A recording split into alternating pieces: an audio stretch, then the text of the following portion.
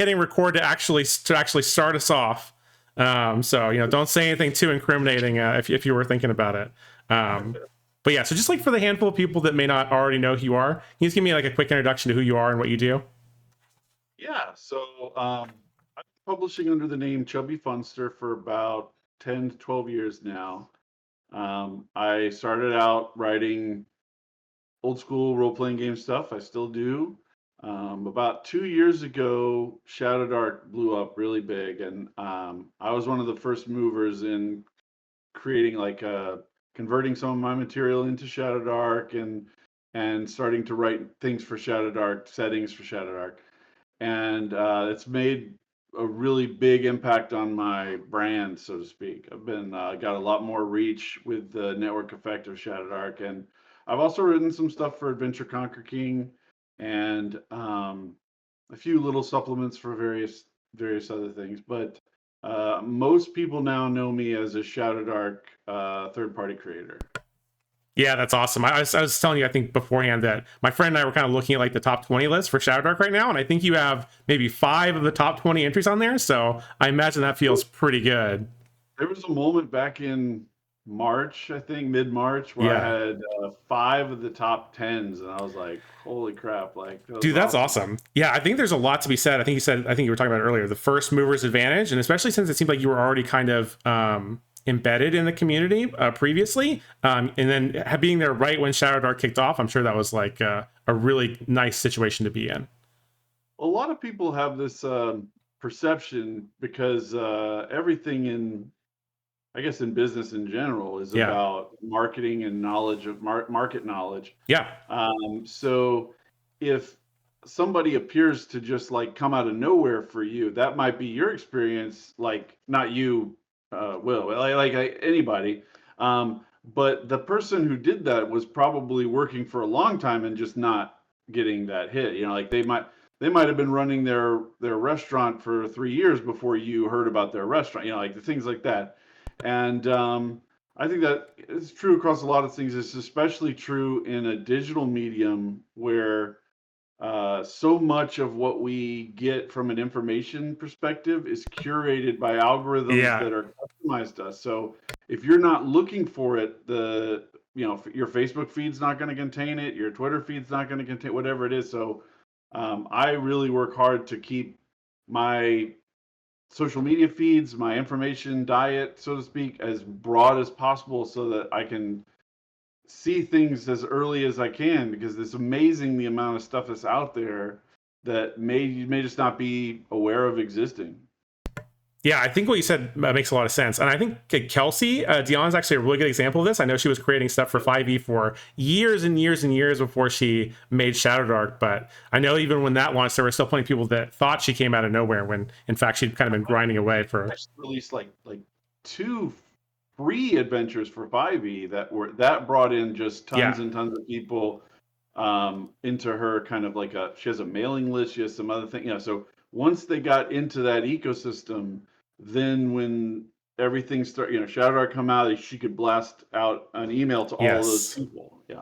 Yeah, I've heard a lot of the larger creators talk a lot about the importance of email lists, and maybe we'll talk about that towards the end today. But yeah, that's like a huge factor. But before we do that, I wanted to give you an opportunity to talk about. I know I like you said, you got like 5 big titles up there in the top 20. I was wondering if you could give us just like a quick rundown of some of your more popular titles, maybe starting with the GM Companion.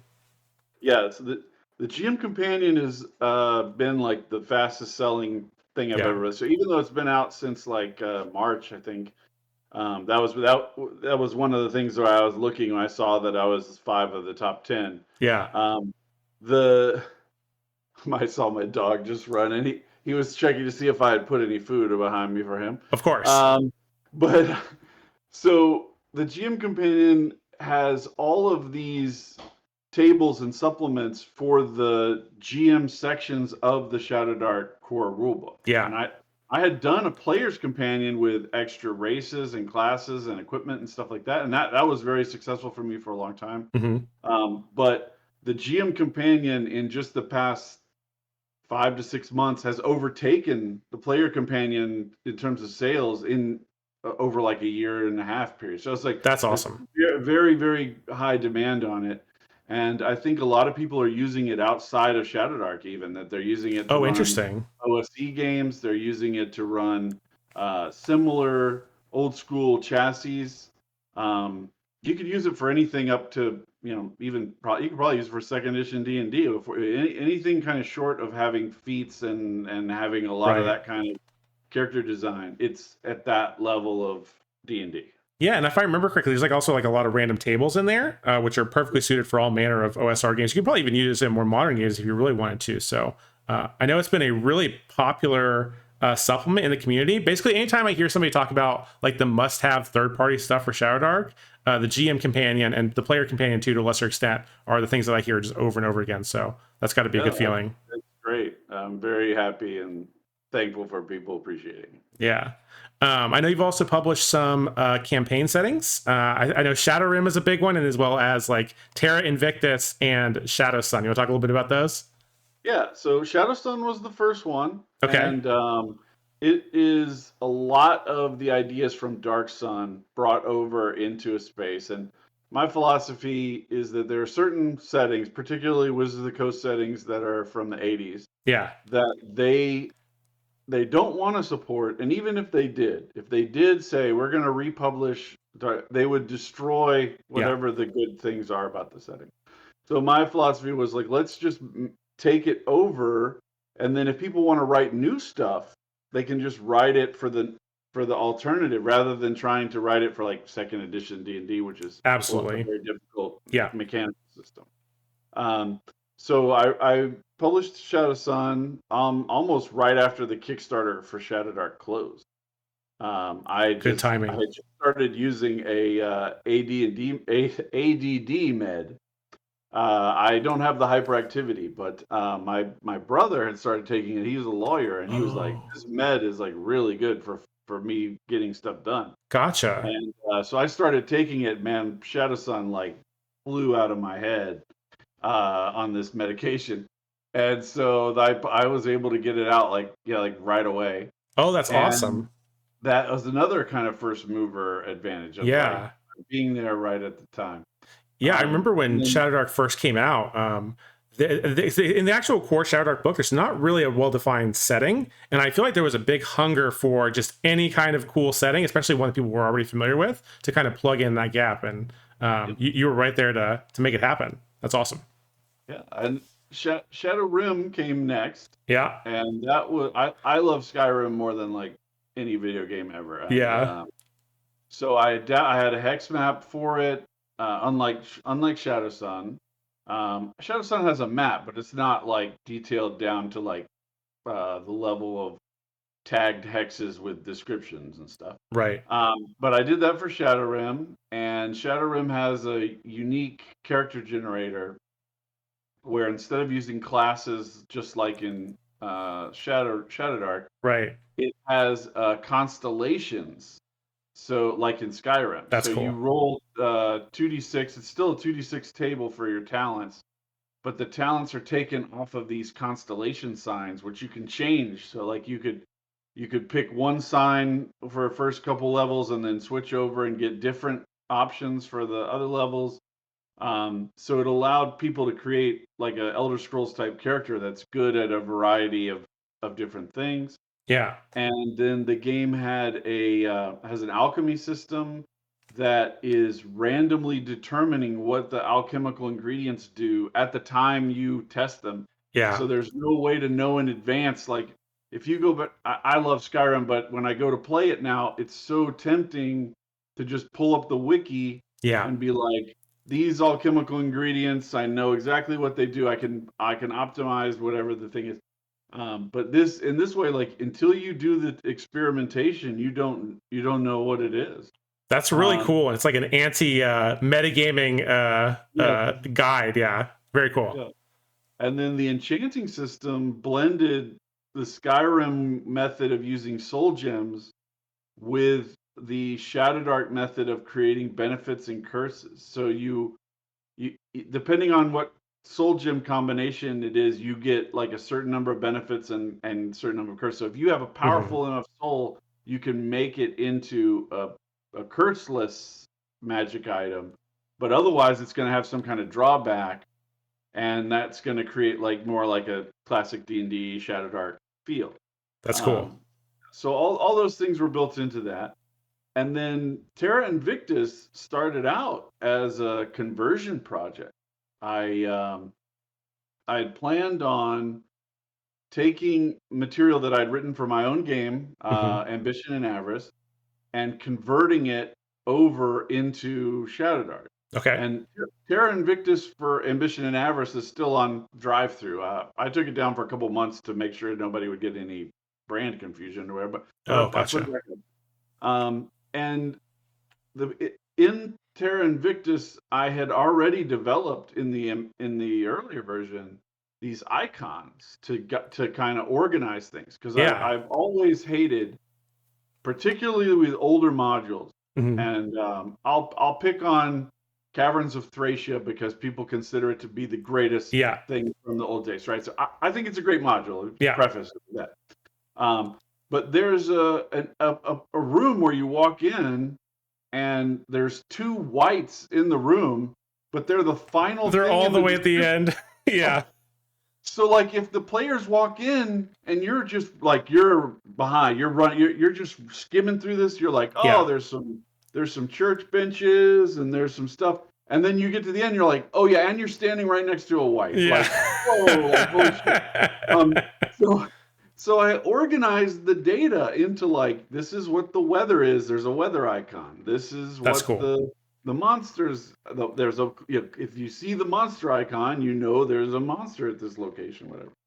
And then when I converted it to Shadowdark, I was at the same time watching a lot of videos. I have a good friend named Matt Jackson who has made a lot of videos about solo play. Oh, cool. And solo play had never really appealed to me before, but I was watching the videos because this is my friend. I was looking at how his method was for resolving things. He has a special oracle that's his own, like its own kind of design. And I was very interested in learning how it worked. And then I was simultaneously doing this conversion process, and I was like, holy crap, I could use these icons to organize the information into a stack, like a computer science type stack. Yes. Resolve in this order, right? And so you could resolve them in order, and if you needed to, you could create like an iterative loop. Yeah. And I was like, holy crap. So then I had like already done like half the work. So then I went back and like redid all of this structural stuff and changed things. I added a ton of content in doing this. Ended up taking 9 months. I thought it would be like a 1-2 month conversion process. Oh, wow. I was like, this is just layout. I'll just redo the layout. Yeah. Nope. So it ends up creating this system, and you can totally run it as a normal D&D campaign run by a GM. Yep. I've done it 3 or 4 times now. Once with Shadowdark, and then several times when it was Ambition and Avarice. Right. And it works great. But when you run it in the solo play, you just have to follow these kind of stack processing rules. That's cool. And it turns it into like a super choose your own adventure book. Like you've got your party. There's rules for recruiting new players or new characters when your characters die. There's all these, so it becomes like it's this really interesting solo game experience, and it's been really successful. And the map for Terra Invictus is the bottom third of a continent that is on a larger world map that I had made and just hadn't used for a while. I only used it for Terra Invictus. And so I have kind of long-term plans to add above this map. There's like a temperate zone, and then there's a Arctic steppe, kind of Central Asian type area. Okay. And I could add to that eventually, but like, these things take a long time to build up, but like that is kind of something I'm considering for the future. That's cool. I wasn't expecting it to be such a interesting conversion project, but that, you never know. You never know how it's going to end up. It is. It's really interesting. Sometimes you get in the process of creating something, and then just as you're creating it, you get this idea, and then you want to go back and redo the entire thing, and it turns out way better than than you thought it was going to. Yeah. I want to jump quickly to Musgrob's question, which we talked about earlier, because he asked about Terra Invictus specifically. I think you've already answered about how you came up with the idea for mixed uses. Maybe it sounds like it would come out of some stuff you were reading on your friend's blog. Was it blog? Matt Jackson. He has a YouTube Matt channel. Jackson. Okay. And he's had a blog for a long time. If you'd like to send me a link to it, I can make sure to put it down in the video description so people can check it out. I can do that. Cool. The next question from Musgrove was, I think he really likes the style that you've been using, especially how you can use the icons for both solo play and like standard play. And he was wondering if you're going to keep using this kind of system in your future books. Yeah, I am working right now on, as we're talking, ShadowCity, my first Kickstarter, is a couple days away from closing. And so I've actually finished writing it, over a month and a half ago. Okay, yeah, that's how it goes. And so I have been working on a Islamic fantasy setting, kind of like Al-Qadim is an Islamic fantasy setting. Oh yeah, I heard about this. This is cool. But it's much broader. Than Al-Qadim is only Arabian. Yeah, like it's just it's very limited in its scope. And so I've been bringing in ideas from Persia, from Cordoba, from the steppe cultures, from northern India, from Indonesia, bringing all these things in along with Arabian culture is still a big part of it. Sure. And working on that. So it's going to be a 2-volume thing. I've mostly so far been working on the character volume, the player volume. Okay. But I have already, just within the past week or so, started building out the structure of the GM's version. Okay. It's mostly monsters right now, but I will eventually have information structured in not exactly like Terra Invictus, but structured in a similar way so that as the players go around, the GM can resolve certain locations on the map. Because I do think having some locations on the map detailed out to full. The map is huge. I couldn't possibly do it at the same level as Terra Invictus. Yeah. But having some locations that are developed and having icons so you could quickly find a particular thing, I think that is very useful. The RPG hobby as a whole, one of the things that happens is material is often written by somebody who doesn't do layout design. And then it's handed off to somebody who does do layout design. Yeah. And they do amazing work, but they're at the end of the development process. So they can't go to the writer and go, it'd be really great if you did this for 400 of these pages. For sure. They can't do that. So the layout improvement is very, very slow. But in my day job, I interact with a lot of layout and design issues. Okay. That allow me to see kind of modern information flow. And then I play a lot of video games, and video games are like the kings of organizing. So much better. Yeah. Right. So I try to bring those in since I do my own layout. I actually write by doing the layout first. Same. Then I fill it in, and I know, like everything in this topic has to fit on this one page. And that's how I force myself down to a level of terse writing that Kelsey is very good at as well. It's very, very challenging because you want to just, like, as a GM, my mind is just flowing with, I'll just give you all of the information I can think of about this particular thing. But like, if it needs to fit on this page, then that limits I need to make sure I'm covering the most important things about this element. And so doing it that way has been very helpful. And almost I'd say 80% of the layout for both of these books is in place. It's just waiting to be filled, even though I'd say maybe 50% of the two books together have been actually filled with content. But it just takes time. But there's a satisfaction in knowing, like, this is what it's going to be. Yeah, I'm not doing that kind of organizational design anymore. That's over. So right now it's like I might sit down and I have some ideas for a particular location. I write those in, and then I say, I have ideas for a particular aspect of the magic system or whatever. I put those in, as done. So I don't have as many writer block issues as a lot of people Yeah. because I run multiple things at once and I switch between the pages in the layout as much as I need. And I don't ever just sit there and stare at one page and be like, I can't get this thing done. I'll just move on. Yeah. Gotcha. I think that's actually really good advice. One thing that you said that really stuck out to me is that you just basically do your design directly in the layout. And I've heard Kelsey does this as well. And then I started doing it on my more recent stuff, and I found it to be so much easier than trying to write everything ahead of time and trying to cram it into a small number of pages. That's right. Yeah. Yeah. With A5 layout in particular, Yeah. you can't just run on and on No. forever. I've been running Rob Alderman's campaign setting. It's called Gods of the Forbidden North. Oh yeah. For my own game, my home game, Cool. and it's incredibly information dense book that is each volume is like 450, 500 pages. Yeah, they're big. It would never go into A5 layout because that would turn into like a 2,000 page A5 book because you have to space everything out.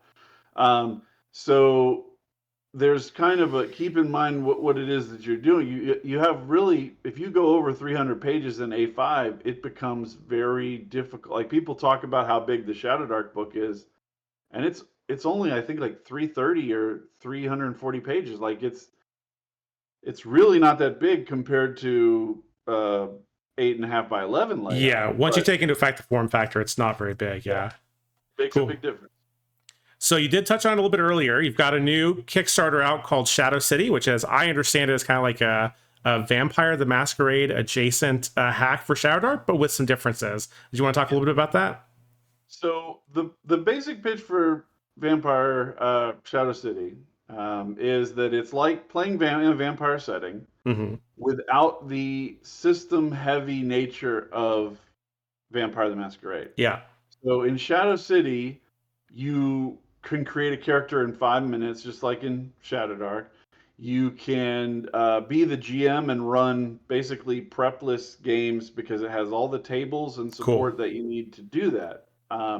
There's no after the first, I think like 2 or 3 sessions that I was doing when we were doing playtesting, everything I did was zero prep because tables would support whatever it was. So they'd go into a building. I can randomly create the building there's a node mapping system to randomly create each building. I saw that. Very cool. Then you populate it like it's a randomly filled dungeon in Shadowdark. You just say, okay, this room contains boop, done. I don't have to sit around and wonder and think about how am I going to fill this whole space. And it turns it from a very much like political relationship oriented gameplay to action, violence, conquest, really, space, because the game randomly creates the whole city on a hex map using the drop system that Kelsey uses in Shadowdark. So you roll the dice on the page, and then you just draw the neighborhood, their districts in Shadowdark. You draw the neighborhoods around the dice, and then you just the numbers on the dice tell you what kind of neighborhood it is. It could be a harbor, it could be industrial district, it could be residential, whatever. Right. There's 20 neighborhood types for 1d20.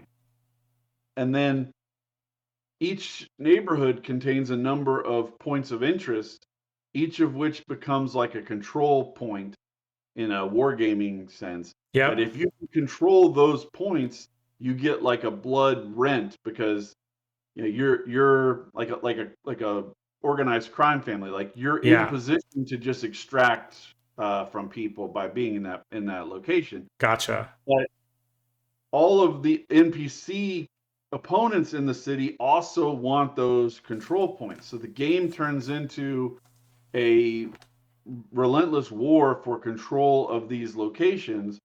And if one of your vampires dies, that's no problem. You roll up a new character in 5 minutes, just like in Shadowdark. So you can have very dynamic, brutal. Just people can get this is it's in the 1980s, but just as easily be Yeah. today. If I walk out Yeah. of a building and shoot you with a shotgun, There's going to be the idea that consequences. you're going to Yeah. be like, okay, I'll just get up after that. Like, even with the vampire kind of regenerative capacity, Yeah. it boggles my mind. So if you take a certain amount of damage, you're just toast. And then you roll up a new character, and it becomes very much, I don't want to say it's like a video gamey experience, but Vampire Bloodlines, the PC game, Yeah. is That's a deep a pull. Yeah. it is a dungeon crawling type experience in the vampire universe, right? So Yep. it's that kind of a thing. Like when you play it, it feels more like that. It feels like who controls that build? Let's go into that building and see what if we can steal anything, if we can take over the building. And then over time, like you start to have kind of D&D behaviors, like I'm going to scout out that building and Yeah. then pull back, and I'm going to do this, and you become more conservative, like a old school type of play. But it's a relentless battle for control of territory, just like if there's kobolds or goblins trying to attack your village and you're trying to protect the village, like you're trying to defend a specific geographic location.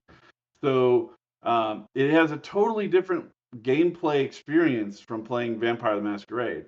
And I haven't had a chance to yet because it just got finalized and released. But Hmm. I have been thinking a lot lately about how I might run it at a convention or do stuff like that because the learning curve is like zero. Yeah. You can sit down. I could sit down with anybody who's played classic D&D or Shadowdark and just hand them the sheet and they'd be good to go. Like it would require nothing. It's ability checks for almost everything, Hmm. just like in Shadowdark. They're different abilities, but it's still an ability check. So like make a cognition check to use this technological device, and if you Sure. fail, you don't know how it works. Um, but other than that, like it's basic skills, talents type structure. You know, you Hmm. could just read the talents description, and you're like, I know how this works. That's no problem. So I'm interested to see how other groups. I've only run it for two groups. I've got two different playtest groups, so Uh-huh. I want to get out there and run it more. But as of right now, when we're talking, the Kickstarter is at 800% funded, That's wild. and Congratulations. it's doing really well. And there's still a few more days. I'm not sure how fast we're going to get this to market, but Tomorrow. uh, It'll be out tomorrow, probably. yeah, Yeah. awesome, awesome. Yeah. And it'll, it's a great system. It's just a $20 buy-in. It's super simple. For $20, you get the PDF, and you get codes for drive-through to print softcover and or hardcover if that's what you want. It's up to you. Those are prices I can't control anyway. So you just you Right. if you choose to pay the cost to print it and ship it to yourself, then you're choosing to do that. Otherwise, you're just in for the $20. So it's really transparent, simple thing, and I think people like it. Yeah, I have so many things to say. First of all, very very exciting premise for the game. Normally, I really bounce off of like the more kind of modern vampire stuff. I kind of prefer like medieval Dark Ages stuff. But the way you kind of broke it down, you described it as it almost sounds like a mafioso meets vampire kind of Yes. vibe. That I find much more appealing than what you typically see in a Vampire the Masquerade game. So that's very cool. Two, congratulations on the Kickstarter. 800% funded is absolutely insane. That's got to be a really good feeling. And then three, we'll definitely have a link to Kickstarter down in the video description for any of those folks who might want to pick it up in these last couple days before the end of the. Let's see, it's the 21st is the last day. Is that accurate? The last day. Yeah. Okay, so we'll make sure this goes out before then, and hopefully anybody who sees this and wants to nab a copy can do that before the Kickstarter ends. I also really like your pricing model where it's $20 for PDF and then having the codes to get the other ones printed. I think is a really good model, and I'll probably end up stealing that for my next thing, which I'm probably going to try to kickstart. So It puts very little stress on the creator in terms of yes, getting it out. yes, As soon as Kickstarter sends me a list of all the people, like I have, you can go into the Kickstarter system and you can see the pledges that are current, but you can't see which ones payments have cleared until after the thing closes and it does all the payments and all that. So then Gotcha. when I have that list of all of these people definitely should get the PDF, then all those codes will go out and I'll be done. I won't have to wait for prints to come in from China. I won't have to wait on shipping things. I want nothing. It'll Yeah. just boom and it'll be done. I walk off. So are you going to wait and release the PDF on drive-thru until the physical proofing stuff is ready, or are you going to release the PDF right away?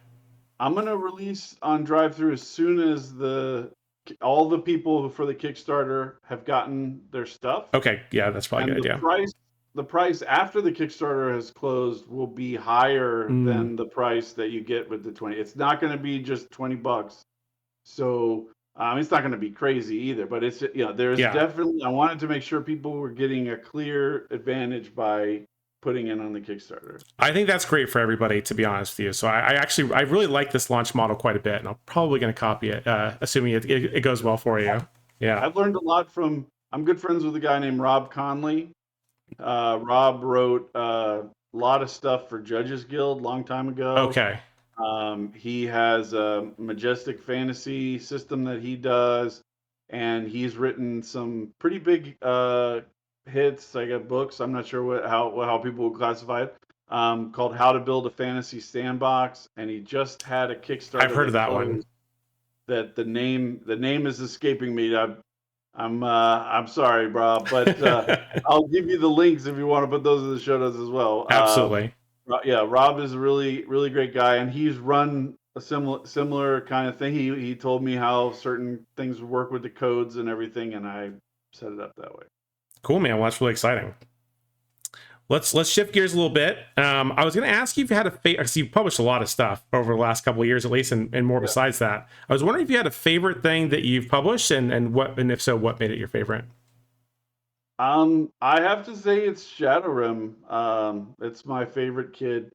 It's because Skyrim is my favorite kid. Like Yeah. it taps into the thing that I think the most. There's always a lot of love for Nordic settings in D&D. Yeah. But the richness, the depth of the world, being able to run it. I provide in the book a lot of hex descriptions.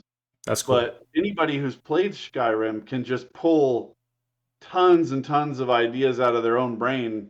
And if somebody you're running the game and they're like, what's over here? You can be like, well, there's a cave. And then just start describing one of your favorite caves from Skyrim. Yeah. And you're good. You could do anything you wanted with it.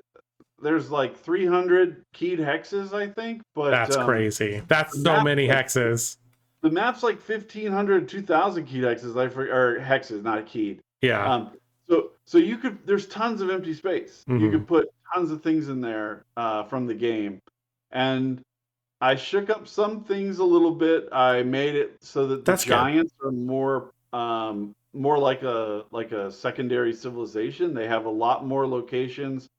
They have a lot more of a culture. They have bigger herds. They're moving around, kind of like nomads moving around in Central Asia, but there are other people who live in the cities. So it's like a very. I didn't want you to be walking through some place and be like, it's just empty plains or whatever. Like there's always people that are there. There's things that are there. Yeah, that might be more realistic, but from a gameplay perspective, I feel like you want to have a little bit more population density in terms of stuff going on. Yeah. And in a video game, they have concerns like the number of models that they can render at once, and distance rendering and stuff like that. There's none of that in there. So if I say, here's a herd of 300 mammoths, like it doesn't take any system resources to make that herd. Yeah. And I don't have to make the game world basically, like 16 square miles. It can be friggin' huge. And so I put all this stuff, and I really love the constellations from Skyrim, building out your character. Yes. And combining that with the random nature of talents in Shadowdark has made it so that it's like every time you level up, and because you get a talent every level in Shadowrim. Is it Unlike post every Shadowdark, other? it's every Yeah. other level. Yeah. Because I wanted it to have like that Elder Scrolls feeling of like you're getting stronger and stronger and stronger. But that means you're like every level you're like, what is it gonna be? You know, like I'm gonna roll up this, and it's not like you know, if you get a 2 to 5, you get this result. Like every single number could be a different one, yeah, a different thing, and that will really change your character. If you've gotten you know, Soul Trap, that will make it so you will be able to do a lot more enchanting than if you're having to buy soul gems from people. Yeah. Right. So the stakes are high. Rolling for the random alchemical ingredients. You know, if the first 2 alchemical ingredients you pick end up being invisibility, you're like, yes, hey, you know, yeah, Yeah. I just love it. It almost You know, feels like a roguelike in that way, if you're familiar with that genre of games where there's a lot of randomization, and like basically what you're getting in terms of rewards really like helps to shape your character like a lot more than it does in more traditional games where you're kind of picking everything when you level up. So I think it's a really cool vibe.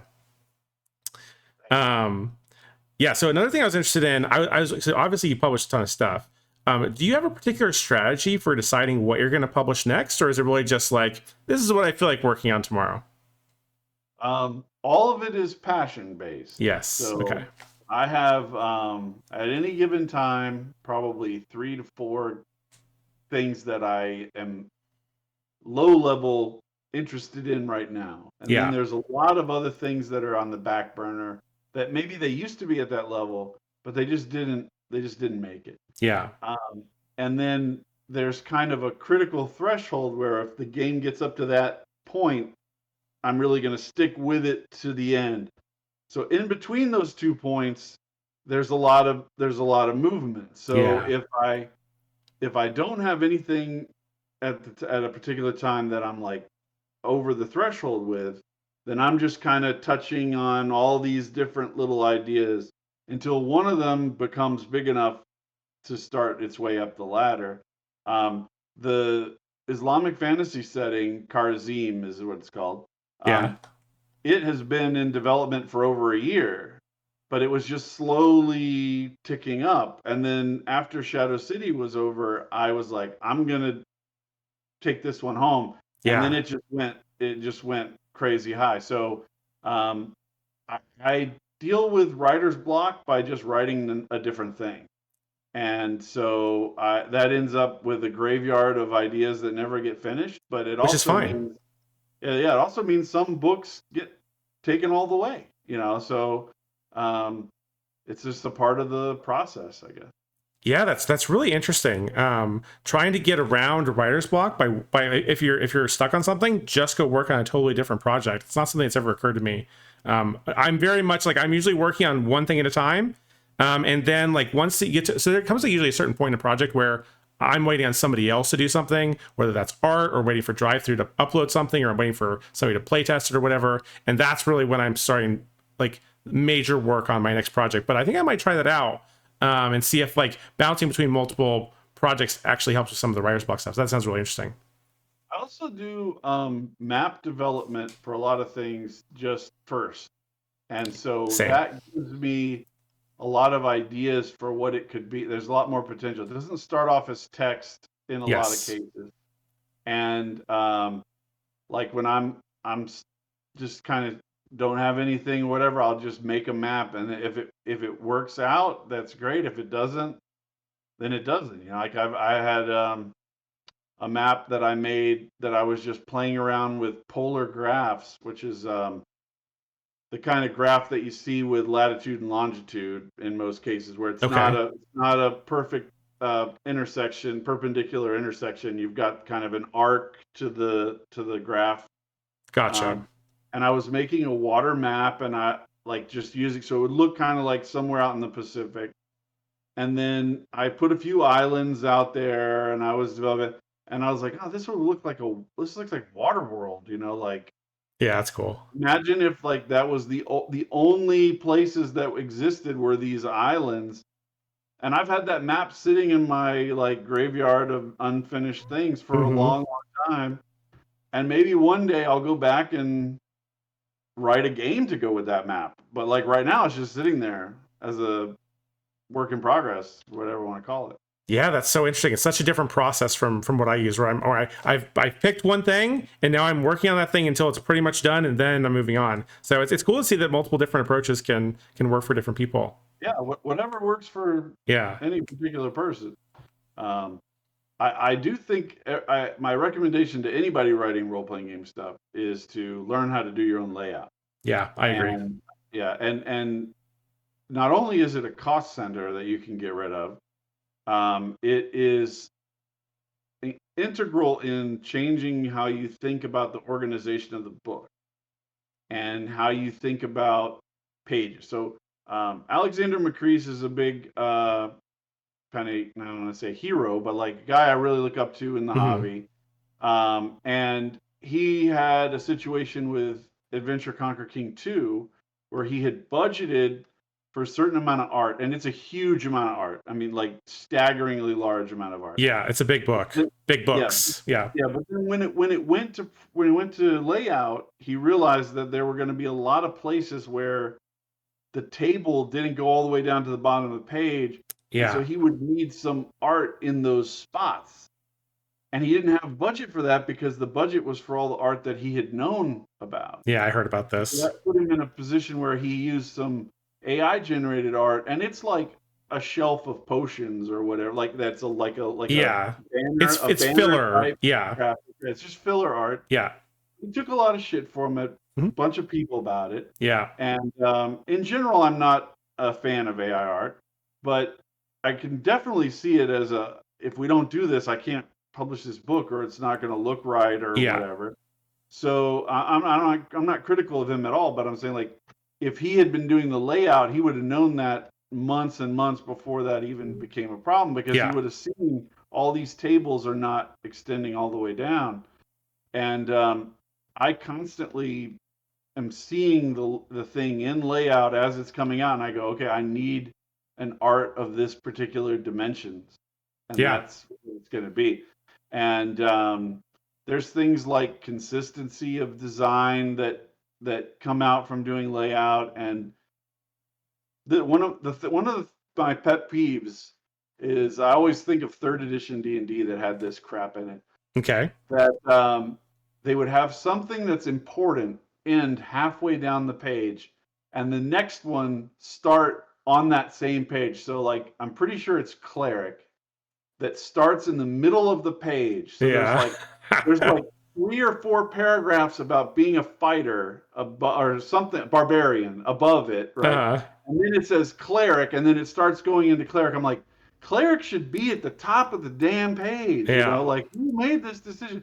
And it's because they didn't design it in layout, obviously, because of the way that they had to have written it by freelance writers or whatever. And so it never occurred to anybody until they were trying to shove it into this layout at the end of the project. And to have a book with such amazing art for the time, holy crap. All of the art of all the races standing next to each other, or the equipment stuff, like just fantastic pieces that like really impacted the hobby. And then to have cleric start in the middle of the page, it just kills me. So like I design it so that will never ever happen. Yeah. And it's just an important skill. It'll save you a lot of money on it.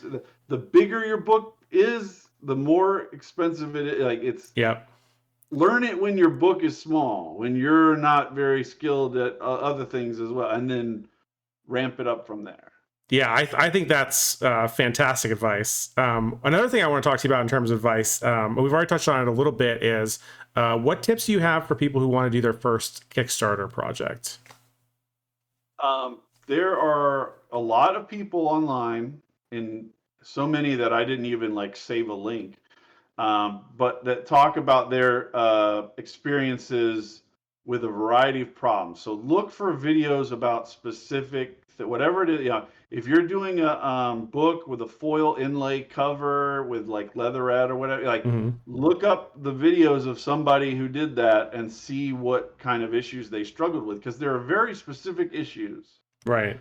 If you've never made dice before, you need to really think hard before you put dice as a buy up Yeah. on your Kickstarter, because it's it's like I know how to make a car, so I'll just make a boat. Like Yeah. These are like don't know what you're doing. yeah. Um, yeah. The second thing is I say this having just done it myself. Hmm. Run it with a project that you control everything on. Shadow City has no, though it has add-ons, but they're PDFs that I've already published. It's not like I'm adding on Yes. dice or minis or anything like that. And then going through that process, you learn how the software works and also, and because you'll learn things mid-process and go, oh, I wish I could go back and have Yeah. already prepared for that. Like a simple thing is I didn't think about making a YouTube playlist of all of the live streams I've done talking about the game. So until today. Okay, like so I didn't think about it. Okay. And so then I was looking at a playlist that I have of all of my examples of how to do the solo play with Terra Invictus. Yeah. Somebody had liked it or something. I was looking and I was like, oh, I need to make a playlist of all those videos. And then I did it today and I posted the playlist to the Kickstarter page. But if I had done that ahead of time, Yeah. then every time I added to the playlist, it would have automatically added it to the Kickstarter page where the playlist is Yeah. like, oh my God, little things that you don't think about ahead of time. Um, Things that help, like custom marketing URLs to track certain sources Yeah. of backers. Like I have a big email going out from DriveThru for all my customers through DriveThru tomorrow that says, "Hey, I'm doing this Kickstarter. It's about to close." I didn't send one at the start of the campaign because it was just I was doing so many things I just forgot to even write it Yeah. up. And if I had done that, it probably would have had more people on the front end.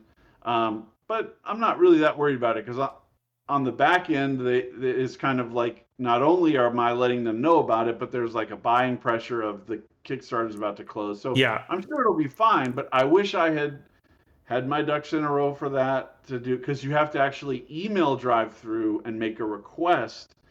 Otherwise, you'd have to be sending an email. You can only send out emails to people who've bought a specific product rather than Yeah. all of your customers. Right. So there's all kinds of little things like that.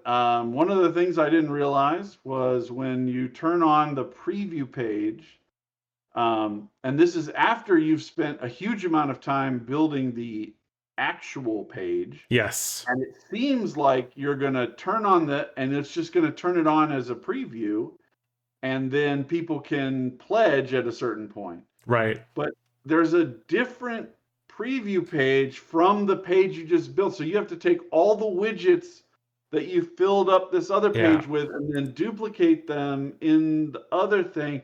And I had done this on a live stream with Dungeons and Dyslexia. So I I was in couldn't that just chat. Yeah. hold on, I'm going to take 30 minutes and recopy all this stuff over into the preview page. So Hmm. it's that kind of thing. Like you do things like that. So, and I recommend that with almost any process. You do it Yeah. first with the least variable product you can do it with. And then on my next Kickstarter, I'd consider doing things like offset printing or having some kind of poster buy up or things like that. Yeah. But I definitely didn't want to rock out the first Kickstarter that way. Holy crap. I think that's great Um, advice. Yeah. yeah. The other thing is be prepared for all the marketing side of things to be very intensive on your time, Yeah. because not only are you doing whatever time you're spending kind of talking to people, doing live streams or any other kind of promotional behavior, there's all the admin of that on the back, at talking to people, preparing for that. Whenever anything happens, making all the posts that support the thing that you're doing. Like these Yeah. things spiral out the amount of load. and having a calendar that you set up just for this Kickstarter and putting the stuff in it, and so that okay, I need to make sure that I send the email to DriveThru 2 days before I want the email to go out, because if it gets to the day I want the email to go out, DriveThru is not going to be able to send it on that day. Yeah. Yeah. But things like that, like there's a lot more admin load than just making the product, putting it on DriveThru, and turning it on, which is the simplest thing. And for years, that took me a long time to master, as simple as that thing is, because there's all kinds of stuff to know about Yep. loading a print-on-demand file that has all the variables that they need, and the Yeah. right feed, and the right file permissions, all kinds of stuff. And it's just do it the most simplest way first. I'm not saying this to scare anybody. Like, just be aware there's a lot of learning. Yeah. Like, go into it prepared to learn. If you don't want to put in the time, then do a less intensive way of releasing product. Yeah, for sure. Yeah, so yeah, Kickstarter, I'm sure, big effort involved. And then I'm just doing my first print on demand book with Shadows of Camelot right now, and I'm on my second version of the print on demand proof, because the first one was messed up. And it takes gets a good first one, and it's your fault almost every time. Yeah, like oh man, I didn't do this right. Yeah. So my issue was I thought it was going to start on the left hand side, like for the first page it was going to be on the left. Nope, it's on the right. So they probably put that somewhere, I just didn't see it, but so that was a bummer. And each time you make a mistake, it's like a month or 2 months before you can fix it. 4 weeks. It's man, like I wish we could get the iteration process a little bit faster on that. But other than that, DriveThru's been really good to me. So I guess I can't complain too much. They have, considering the volume and scale that they operate at, they do an amazing job. Yes. All right, so switching topics a little bit, I want to ask you about class creation for Shadowdark. What is your general process for creating a class? The first thing is whatever the concept is. Mm-hmm. So I'll use the classes in Karzim as an example. So there's 6 classes. There's a blade. And the concept for the blade is that they're like an expert swordsman. Mm-hmm. People go to the samurai all the time, but this is a Middle Eastern setting. This is more like a knight. I didn't want to use the term Ferris because a Ferris is more of an armored, heavy infantry knight, kind of like a cataphract. If anybody's familiar with the Byzantines. Mm-hmm. So I didn't want to use that term. So I used the term blade, and the kind of combat techniques would all be built around that. And I wanted this to be a guy who was kind of light on his feet, moving around kind of guy. So then I created a dervish, and dervish is actually a Sufi mysticism practice where you do a spinning kind of dance thing. Mm-hmm. And anybody who's spun for more than a couple of rotations knows that it starts to affect your balance and stuff. So the idea is that they're finding kind of like a meditative state in that swirling rotation. Interesting. It's not combat oriented at all. However, Magic the Gathering made it into a combat practice through their magic. So I created this dervish class that is all about kind of avoiding things in combat and having a mix of kind of mental powers, of like laying on hand, like things that are not spell casting, but still kind of paladin ranger kind of hybrid things. Mysticism, something like that, right? Yeah. And then I have a enchanter, and I knew it was going to be I have 2 spellcasting classes. This is going to be a spellcasting class. What's going to support the enchanter like that? And I said, so all of his kind of non-spellcasting abilities should be around mind control and like ensorcelling people, which is very strong in Islamic tradition. Like there's the idea of the sorcerer as somebody who Yeah. can control your mind. Like in cartoons, it's always like the swirling eyes effect, Yeah. right? Um, so that's a big thing. And then I made the other spellcasting class is a mystic, which is more like a wise man. And their spells, I would say, instead of being kind of mind affecting spells, their spells would be more like reality distorting spells. Um, like a time stop being the most extreme form of a reality distorting spell, right? So Gotcha. all that kind of stuff like that. And then I was like, well, what would their non-combat about abilities be? And I was like, I'd like some kind of a familiar, and maybe a few of the kind of classic wizard things, but changed to fit an Islamic model. And then I have a Ghazi, which is Ghazi is a term from real history for kind of like a crusader. Essentially, you're fighting a religious war for your people. Okay. And so they have a lot of the kind of paladin clericy stuff, but it's not a spell casting person. And it's not anywhere near as, I mean, a cleric's not really pacifistic, but it's like there's a lot of non-combat aspects to the cleric. But Yeah. in Islam, it's that there's no distinction like that. So this guy is like a very aggressive person, but he can still support and heal his own people. Gotcha. And then the last class is an outlaw, which is kind of like the Aladdin person who's Of outside course. of the structure, right? And they have stealing and theft and things like that. But I wanted it to be different from the thief. So I have some elements that I wrote down that I wanted to be like that. And for a long time, those ideas just sat in layout, like they just sat there as Yeah. placeholders. And then eventually I come back in and I'll pull up the Shadowdark book, and it'll have whatever. If I've been working on a spellcasting class, pull up the wizard, and I'll write the things. I'll be like, is this guy clearly better than a wizard? Like Yeah. nobody would pick a wizard if they had this guy. I'm like, okay, then he's too powerful. Yeah. If he's not powerful enough that you would always choose the wizard, then that's also bad. Right. So I keep adjusting the things until it's right in the middle. Like, okay, like I could go either way. Either one of these classes would be fine. Right.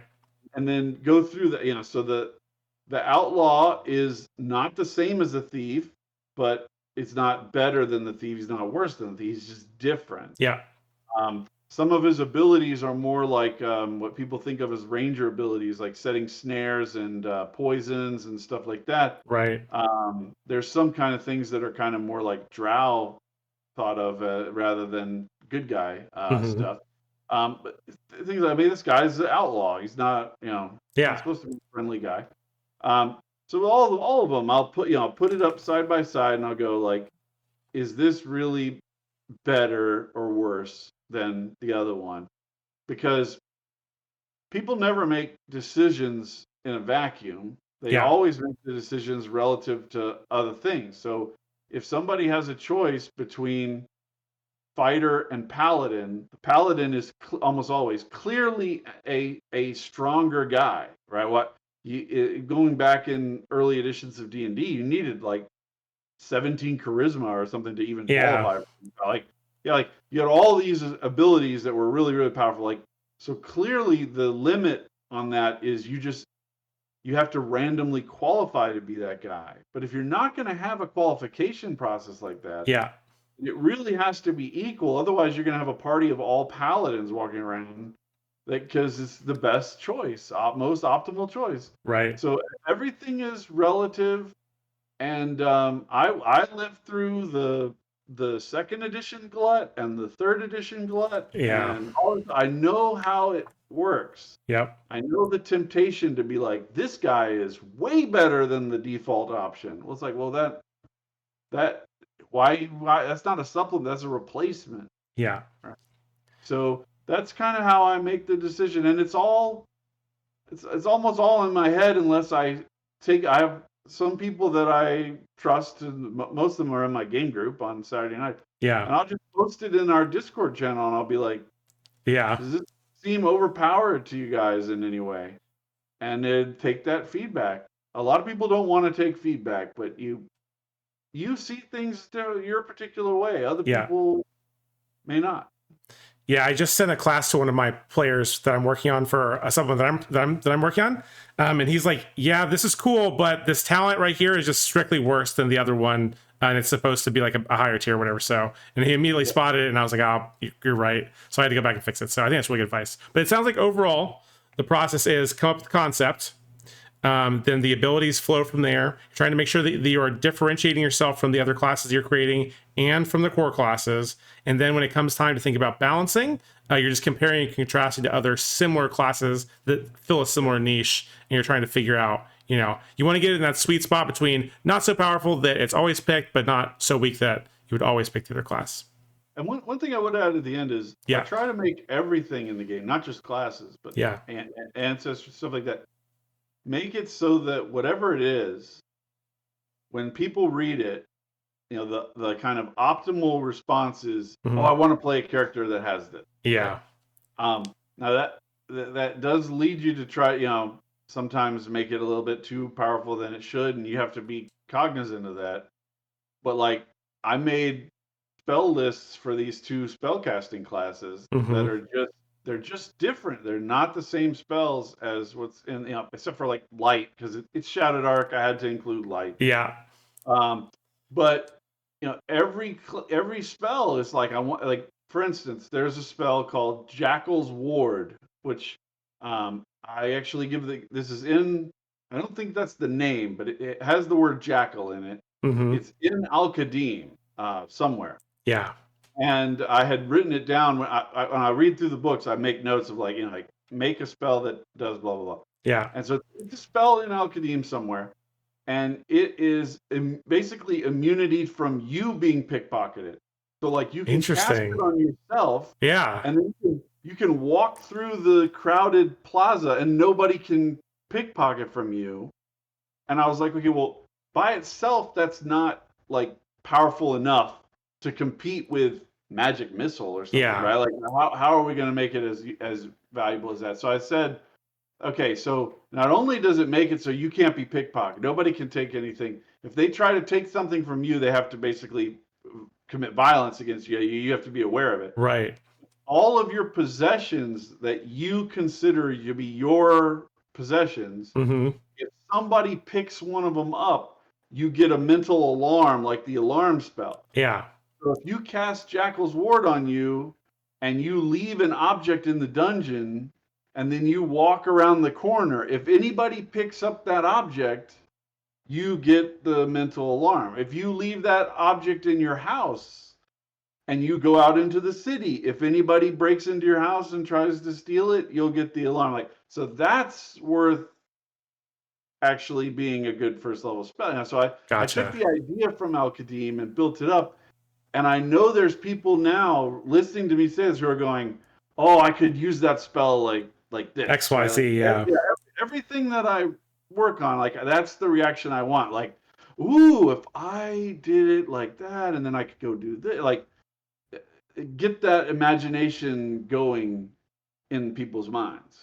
Yeah, it makes sense to me. Well, one thing I've noticed as I've been designing for Shadowdark is the wizard list is actually really interesting, the spell list, because the way the wizard works, they're allowed to learn spells as they go. They don't just get them at the level. So you can actually throw in some of these more, these lower powered, more utility or more situational focused spells on classes that learn their spells in that way, in addition to just getting on the level up.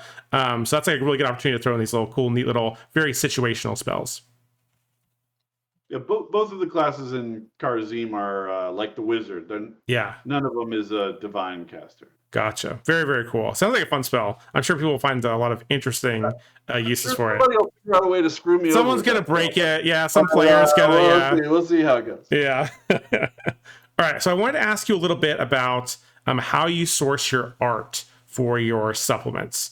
I kind of get the impression, based on some other conversations that you've had, that you are a big advocate for stock art and building up your stock art library. But I was hoping you could confirm that and tell me any other tips and tricks you have around art.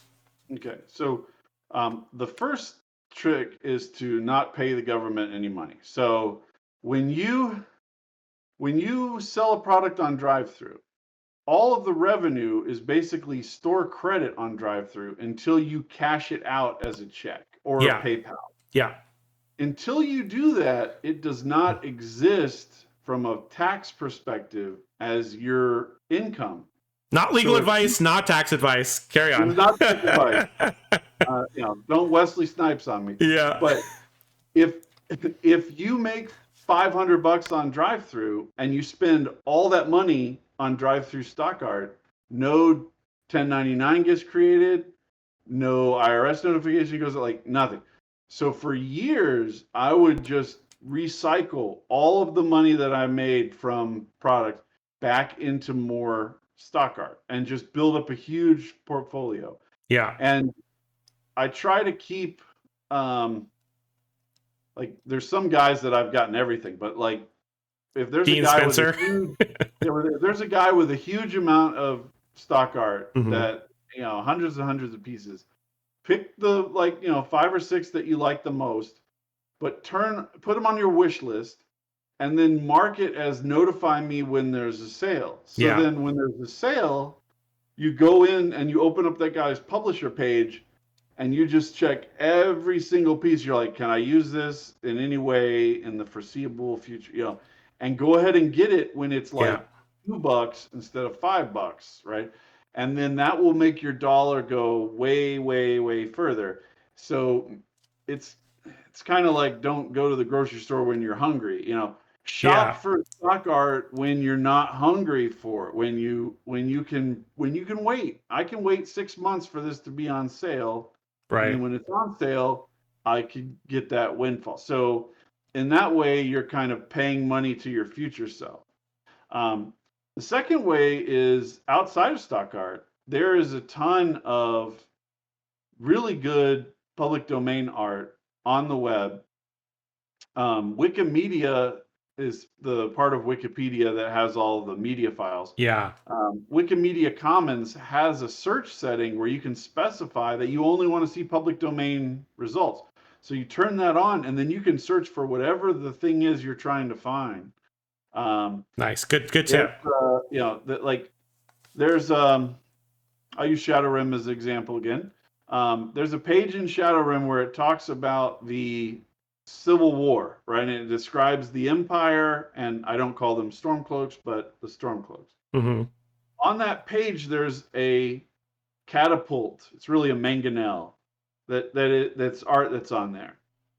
Now, anybody who plays Skyrim, there's battles between the Empire and the Nords where there are mangonels out on the battle that are throwing rocks and flaming tar and stuff. Yeah.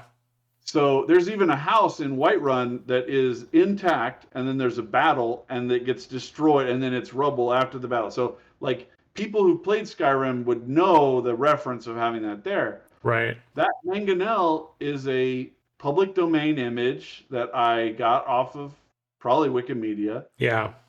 I opened it up in Photoshop, cleaned up some of the fuzz and the distortions or whatever, thickened up the black lines a little bit so it wouldn't be as thin and harder to see. And it looks more like a Shadowdark piece of art. Hmm. And then put it in there, and that cost me $0, right? That's Like, cool. it cost me some time to find it and some time to work on it, but Right. nothing. You replicate that for hundreds of images, and you're saving a ton of money by doing that, right? This Kharazim book, there's a bunch of illustrations of locations in the Muslim world that were drawn in like the 1800s for like encyclopedias or whatever. Yeah. But they look gorgeous. Yeah. But they still look like they could authentically be medieval buildings. Yeah. And so I've taken those images and cleaned it. Sometimes you have to remove hatching and stuff like that. Clean them up. It takes a little time in Photoshop. But then that is like a piece of art that might cost you $300 for that size and that quality of detail on the building and stuff like Right. that. And I can put it in there for free. There's creatures that might not be common D&D necessarily, but like mastodons, big, huge bears that are from prehistory, Yep. stuff like that, where somebody has drawn an illustration for a museum or an encyclopedia or whatever, and it's public domain now, and you can just take that image and clean it up and put it in your book. And it's it keeps my whole focus on all of the art stuff is keeping the cost basis as low as possible. Yes. I agree 100%. Yeah. Yeah. So with that said, have you dabbled any into the realm of commissioned art, or have you done pretty much the entire? Okay. The first, like, I've commissioned like one-off pieces here and there, but the Yeah. first kind of big buy was for ShadowCity, and it was for the classes. Every class page has like a half-page piece of art on it that I wanted to be really evocative of that class. Yeah. Now, there's a lot of art that's stock art that you can get that's more like a quarter page size, maybe even a half page, but it's not of the thing that I wanted. It might be like it might be an interaction between a human and a vampire or something, but I wanted this to like showcase the vampire specifically. And so I commissioned those from Rob Necronomicon. Okay. He's a stock artist on DriveThru. He's on X. I've been friends with him for a long time before I Cool. even talked to him about doing commissioned art. Yeah. So I knew who he was. I'd bought almost every piece that he had put on DriveThru in order to use in the book, and I was like, I really want your work is great. I want it to kind of be what people think about when they see this book. And the same, like, there's certain artists that like are second edition D&D or whatever. Like when you see their piece, you're like, oh my god, that's the guy who did whatever. Yeah. So like I'm like I want to have that for ShadowCity. So I commissioned all 6 of the classes in big, and it's not crazy expensive, but it is more expensive than buying stock art for sure. And so I put that in, and 2025 is really the first year where I've been having enough revenue come in to justify taking it, because it's a risk. Like it is. Yeah. This is basic capitalism, folks. So if you make a thing, when you're making the thing, you don't know. Oh, that's my reminder to take out the trash. Sorry about that. You're fine. So when you're making a thing, you don't know how well the thing is going to sell. Yeah. Now, you might be very hopeful about the thing selling very, very well. But I know a lot of people who've spent very large sums on art or some other aspect of the design, posters, minis, whatever it is, and not get the sales to bring that revenue back in. Yeah. And I'm good friends with Eric Tenkar, and 10 years ago, he was just a blogger who he made his bones blogging about all these terrible Kickstarter failures. That's funny. So I've watched my friend like do retrospective aftermath analysis of all of these Kickstarter failures, and I'm like, okay, I'm not gonna fall into these traps. Yeah. So I try to make sure that the cost to me going into the situation is zero or very close to zero, so that there is no risk of it going bad. So like ShadowCity had a $1,000 target. Okay. That's about the money that I spent on total art buy. This is I already had a lot of the stock art. I bought some, and then I paid Rob. So all in terms of recouping money, that and I knew that I would get, even if I just released it on DriveThru, I knew I would get that, get that revenue.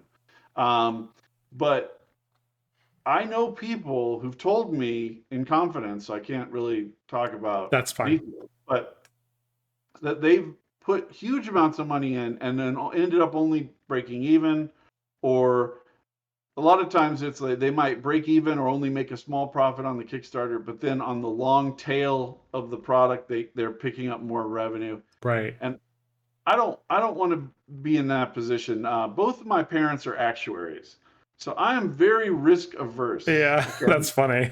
Yeah. So I will set it up so that there's no business risk to me. Yeah. So this has been the first year where I've had the money in advance to put down for these kind of big art buys and be okay with that. Be like, I'm not gonna. I know I'm gonna get this back. I already had the money.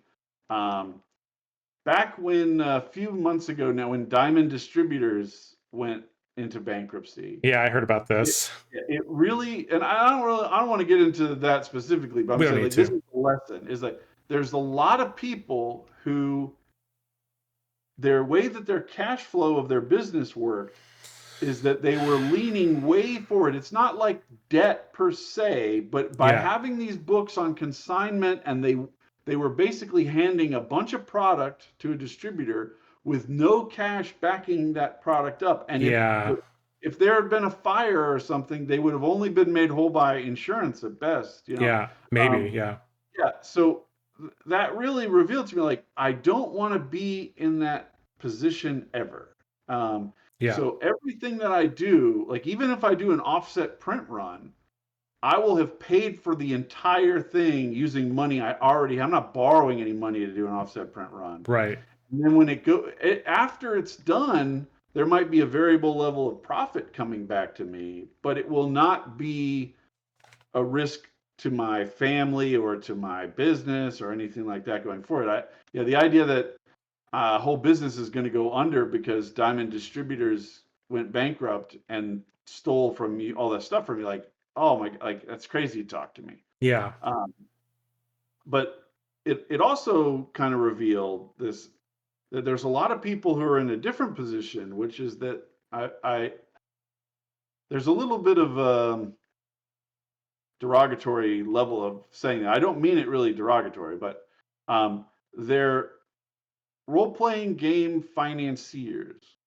So they may have at one point been a role playing game creator. They've written Right. product, Hmm. right?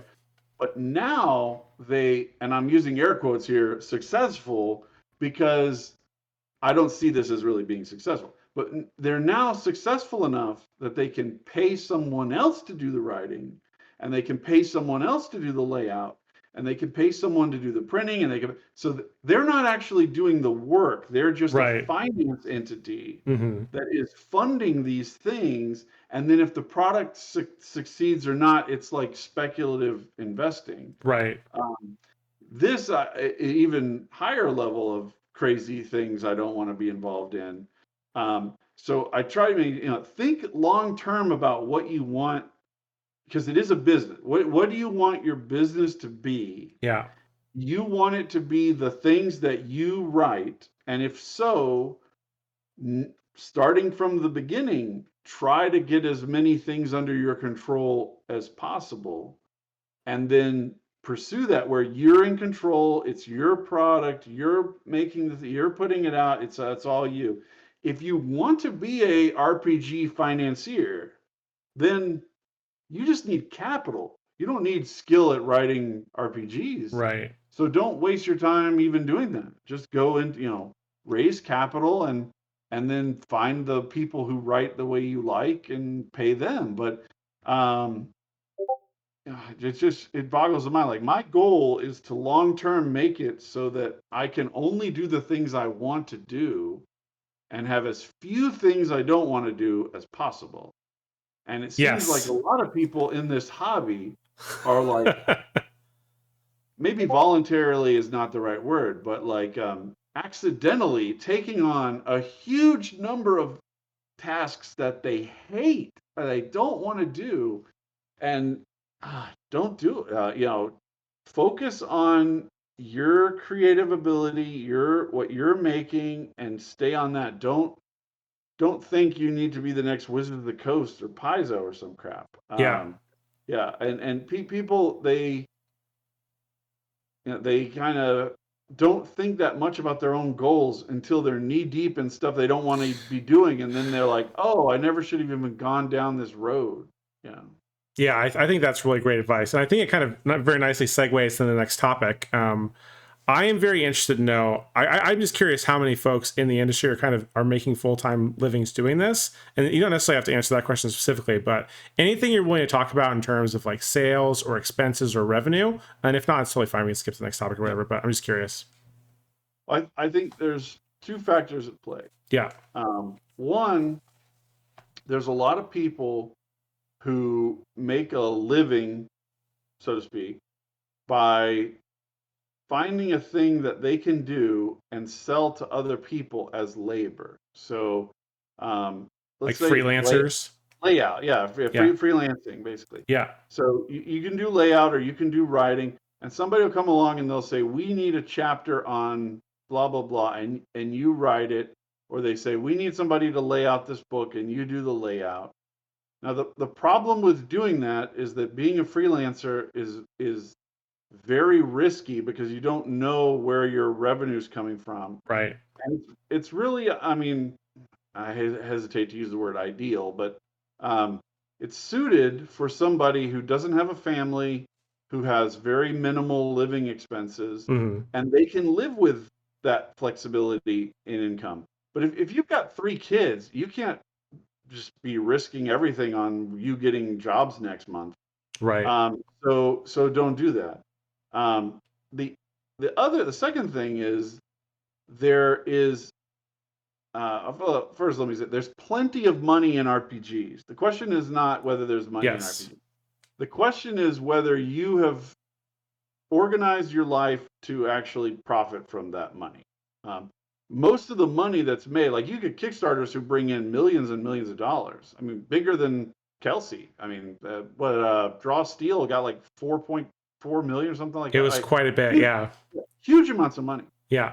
Does the creator get that money? No, because it's going into all the things that the creator can't do: art, layout, design, marketing, advertising, video development, all kinds of stuff, and all the money is going out. So that's the money that like freelancers are benefiting from.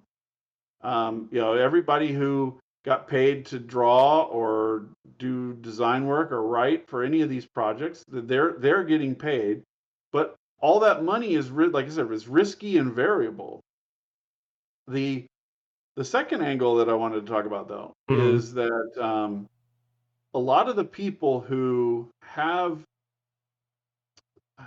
there's a term that was popular back in the beginning of the TED Talks of cognitive surplus, right? Okay. There's several TED Talks on cognitive surplus. So there's a lot of people who have just at the end of their day a lot of cognitive surplus, and they're willing to put the time in and all these things. Yeah. Um, but there's kind of a catch-22 in that a lot of those people, because their brain is the way it is, they make a lot of money at their day job, and this is like nothing to them. Yeah. So if you're making 80, 100, 120K at your day job, in order for you to walk away from that day job, you need to have a really high level of variable risky income, Mm-hmm. right? So you either have to have a really stable business that you control everything in, which is kind of the angle that I'm long term developing for myself. Everything's under my control. Yep. There is kind of a residual component in that, like you release a product and it brings up the sales of your older products, but your Yep. older products never get back up to the top level. So you have to Sure. always be creating something. And there's risk in that. Like, what if I get injured or I lose my passion for it or whatever? That happens to people. Right. But aside from that, it creates that stable flow coming in month to month to month. Um, if you can't do that, then you have to kind of go for like these big scores, like a huge Kickstarter, and Yeah. then live through that. But it's still risky. Like there's some pretty powerful risk component to all of it, and then there's the whole like you don't know how tariffs is a good example. Some factor could come out of nowhere, Yeah. and if you've got I've got 2 kids now. Thankfully, the youngest is just turned 15, Mm-hmm. so I've only got 3 years left before he's graduated high school, and that's good. So, Yeah. but if I had 2 kids under 7, I couldn't take long-term risks with my career or anything like that. Sure. So all those factors play in. So I think there are people who can make a living at it. You see these people at conventions. You know, they go to conventions Right. and they sell product at conventions. Then there's people who have like a day job that's really stable and secure. Um, there's a couple of guys. Greg Gillespie is pretty prominent for this. So I'm not giving away anything about him, Yeah. but he's a college professor, Hmm. so he doesn't have to worry about getting fired because he wrote a book on the side or whatever. Whereas some people in a regular job, if their boss found out about it, could be a big problem for them. Okay. So he can publish it almost like academic work, basically to keep saying he's publishing work. And I've talked to him about it in person, face to face. Um, he it's a safe thing for him, but it's not his primary. So there's some people like that, and then there's people who um, make a lot of money on the Kickstarter, and I worry that these people are kind of like lotto winners, in that they're going to Mm, burn all that money out, and then they're not going to have the stable thing built up behind it.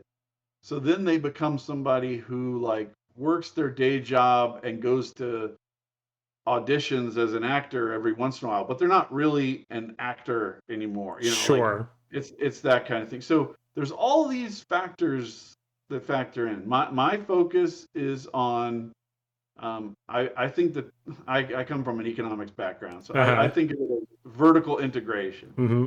Having everything under my control gives me the most level of stability and predictability in that. But I know people who make, you know, pretty good money doing freelancing, but you're not only spending your time doing whatever it is you're freelancing, you're spending a huge amount of time Yeah. finding new projects and new customers all the time. It's a very intensive, demanding job. Um, I don't want my role playing game stuff to be something that frustrates and stresses me out. Sure. I would never want to be in the freelancing position. But I think there are a substantial number of people who make pretty good money doing freelancing, and maybe it's supplemental to their main income or not. Um, but there's people like me, like I make a good salary without role playing games. So in order to replace that, role playing games would have to be Yeah. really substantial. And you'd probably want even more than that to cover all the extra expenses and like it's variable income. So yeah, I Health totally understand. insurance, issues like that. Yeah. Yeah. Well, cool. I want to shift topics a little bit, and I wanted to ask you about whether or not you ever run other folks' adventures, and if so, if you have any recommendations. You know, mostly Shadowdark related stuff, because I think that's probably what the channel is mostly about. But if you've got other old school style games as well, I'd love to hear about those Yeah. too. Yeah. Um, I run almost exclusively my own stuff most of Yeah. the time because I have to end up play testing it anyway. Yes. And I, you know, that's just part of the creative life.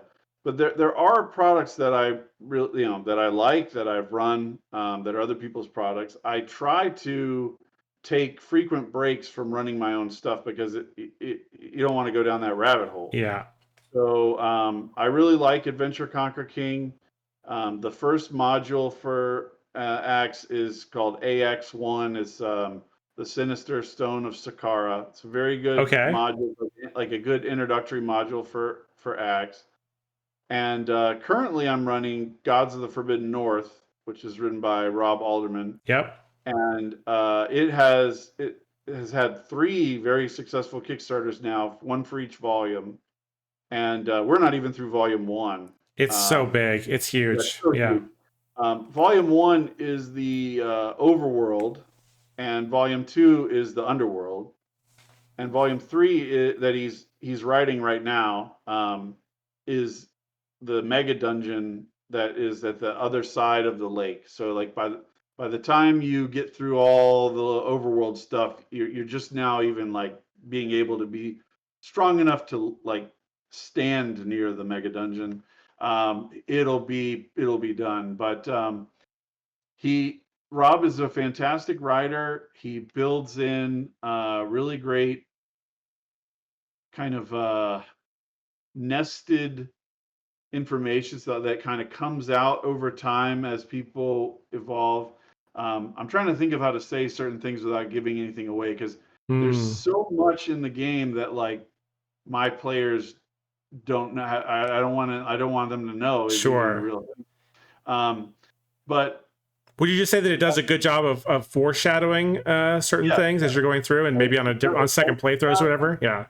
the dungeons are designed in a way that is very.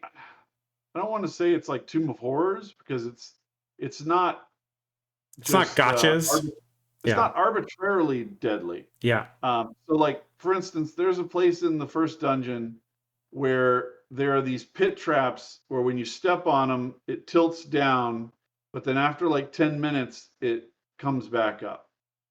And so the players had discovered one of these pit traps in a hallway. And so it went down, they could see it was a pit trap, and they're like, okay, we're going to jump across now while we can see where it is. Yeah. And then what? So they jump across, and there's a poison dart trap on the other side. So Yeah. as soon as they like, boom, the guy goes down. And it happened when they were trying to run away from a thing. Oh So like now they're no. like, how many more dart traps are there across this? Like I don't even Yeah. know. So like he puts in things where it's not just one thing, but there's like nested levels of problems. And as soon Gotcha. as they're like, haha, we figured out that, oh no, like, this is not good. Uh, Brutal. so yeah, it creates this replayability and like the guys went down into the dungeon 3 or 4 times before they clicked because it was just so brutal Yeah. and deadly. The guy who got killed by the poison dart trap, when he came back, he forgot exactly where the pit trap was, and Oh no. his second character fell into the pit trap and died. So You hate to see they it, were but that's how they it were goes within like sometimes. 5 feet of each other. Like they're both corpses. Both corpses are within 5 feet of each other. I mean, it was wild. Um, Brutal. I really like material that is well like detailed and complex and ideas that where you like I don't know exactly what this guy there's multiple competing things that are working for the same goal and so on. It's not just like there's a bad guy and he's trying to kill people. It's like there's 4 bad guys and they're working at cross odds, and some of the people in town are also bad guys, but you don't know it yet. Right. And this and that, like it's kind of like a Fallout universe level of like, who's the good guy here? I don't know.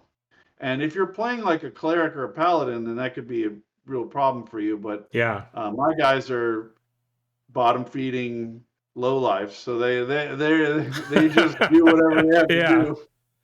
do. Okay, I was going to ask you about other systems you've been playing. So I know you're playing Shadowdark. Sounds like you're playing some Adventure Conqueror King. Are there any Yeah. other systems that you're currently playing or played recently that you enjoyed?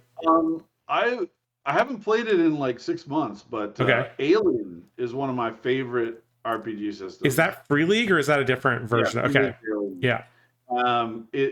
It has really good, well-written modules I've heard that that. have a lot of places where the players are, like I was just described, where the players even among themselves have competing goals. Um, there's no, and this is something that I incorporated into ShadowCity to a degree, is there's no sitting on your laurels. Like Yeah. you're in a broken ship and the aliens running around killing people. You can't be like, I'm going to take a month and just hang out Yeah. in this berth. You know, so everything that you get into in the game, there's a real strong time pressure. The game has a stress mechanic, so your people are going crazy at the same time that you're trying to Right. deal with these problems. And in Shadow City, I created the same thing with the pressure of the humans. So like the humans are always right around the corner, and if they figure out that you're a vampire, then the whole city will try to kill you. Right. So you have to hide that you're a vampire all the time. And there's a apocalypse timer that's kind of like the way stress works, I guess, in Alien to a degree.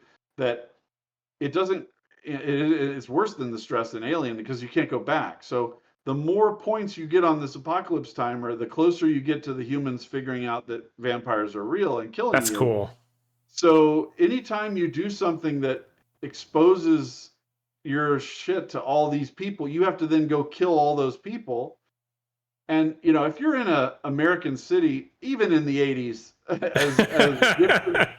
as different as it is in the 80s from today, uh you know, if you kill 78 people in one night, there's going to be like, whoa, that will be Yeah. noted, Yeah.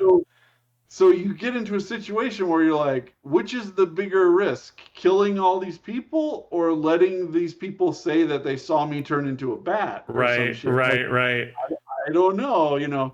And so I really admire Alien for that. And Freely let me down with Walking Dead. I just Mm, did not like the Walking Dead adaptation. gotcha. Um, so I haven't tried any of the other because it's a year zero engine. They have a another game that the engine even comes from. I'm Yeah. sure some of them are good. I've heard good things about the Blade Runner one, but um, I'm a big Alien guy. I just love Alien, so that was a big one for me. Um, I've run OSE a bunch of times. Classic. Yep. It's not remarkable to me. Like I expect it to do what it does. There's a It couple of games like that, it seems but really well laid out though.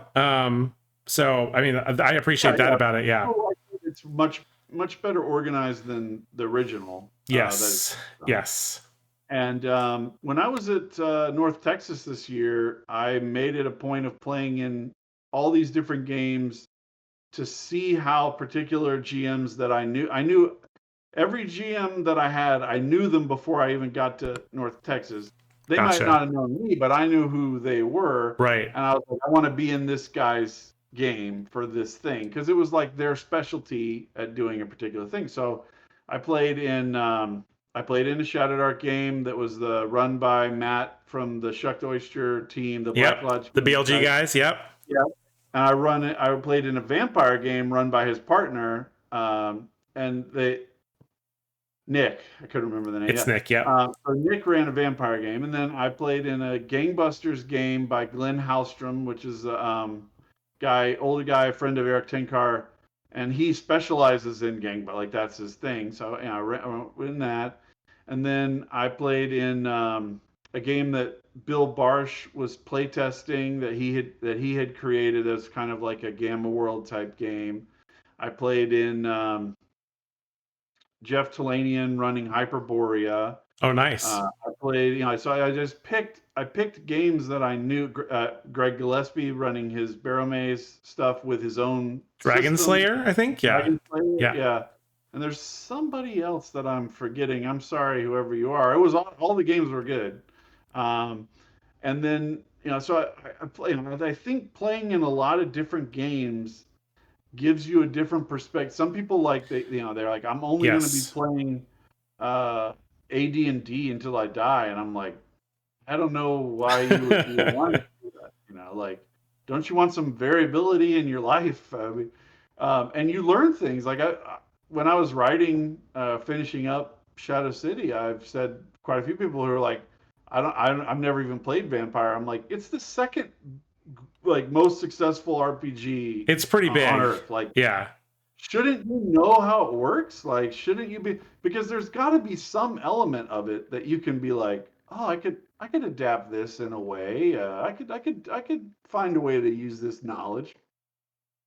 But a lot of people are just closed-minded to that, and I think it's eh, definitely really important to play a lot of different games, and I think it's also really important for GMs to get in the player seat on a regular basis as well, because I think it's really easy for us GMs to get caught in this like space where we think we know everything, and then all of a sudden you see the thing that you're doing, but you're seeing it from the player side, and you're like, oh, that's actually really annoying.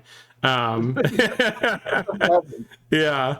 But I also know for a lot of folks, like there's like a big barrier to learning new rule sets. I think after you've got acclimated to it and you've played like maybe 5 or 6 different games, it helps you acclimate to those new rule sets faster. But for people that have only ever played 1 or 2 systems, I think there's a really big barrier to entry, like maybe just a mental thing, trying to leap over and try to run a different system. I think that games like Alien and Shadowdark, both Yes. of them are very good at being easy for some new person to pick up in Yes, just a few minutes. And I think that is an essential component to your game going wide. So, for sure. yeah, there's yeah, I come from a strategy game background Same. on PC, and there's, building a strategy game wide means you have a huge number of relatively weak positions, but Yes. the totality of them makes you very strong. Whereas building tall Yeah. is like when you're the Netherlands or Prussia Uh-huh. and you're like a badass, but you only have like a small territory, and you've intensively used that territory. Right. So I think you can make a game that's really tall, that's very to a small audience is like the greatest thing ever, Yes. and that's wonderful. There's game I'm sad. I wish that it wasn't the case, but I think Acts 2 and Acts Yes. 1 could fall into that category. It's Yeah. fantastic game, but it just there's elements of it that do not appeal to a broad enough base. And Yes. the magic of Shadowdark is that it is almost like the flavor that everybody will at least tolerate, at best love. So it goes Yes. very, very, very wide. So there might be somebody who's only played one or two short games of Shadowdark, but they're familiar with it, and they'll say, "Okay, I'll play Shadowdark." They might have read a little bit of it, so it can go very, very wide in a way that other game, Call of Cthulhu is another game. Like it's simple enough, it's Right. easy enough to teach, it goes wide, but yeah, you just have to kind of think about where what you like fits into the scheme of things, because there's a lot of money in that narrow market segment if people are Yes. willing to hand it over and buy the thing. But if you make a game that falls into a narrow market segment and it's not fantastic, Yeah. then you will not be reaping that amount of money. There's a guy named Gary Vaynerchuk who made a bunch of videos like over 10 years ago now about this is right when you could start living your life and making money off the internet in a way that you couldn't really before. Right. And he kind of wrote a book about how to do that. And one of the examples he uses is I'll remember this when I'm on my deathbed, is a guy who he loved street food in New York. Now, street food in New York is about as far away from Greg's ideal as possible. Uh-huh. Okay. But this guy loves like eating a hot dog out of a cart on Fourth Avenue. Nothing wrong with that. Yeah. So he started a blog, and all he did was go around and eat at these different places and take a picture, and he would post the picture and he would say, "I ate at this place," and he put enough keywords in it so that somebody Yeah.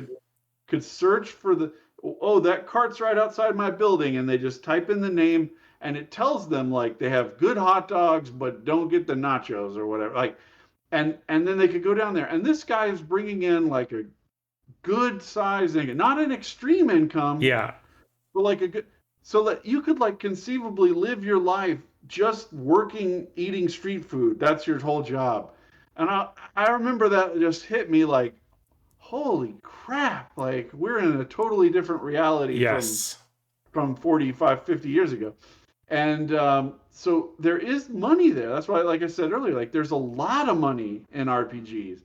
The question is whether you can get it without burning it all away and on overhead. Basically, it's overhead Yeah. from a 100%. business perspective. Yeah.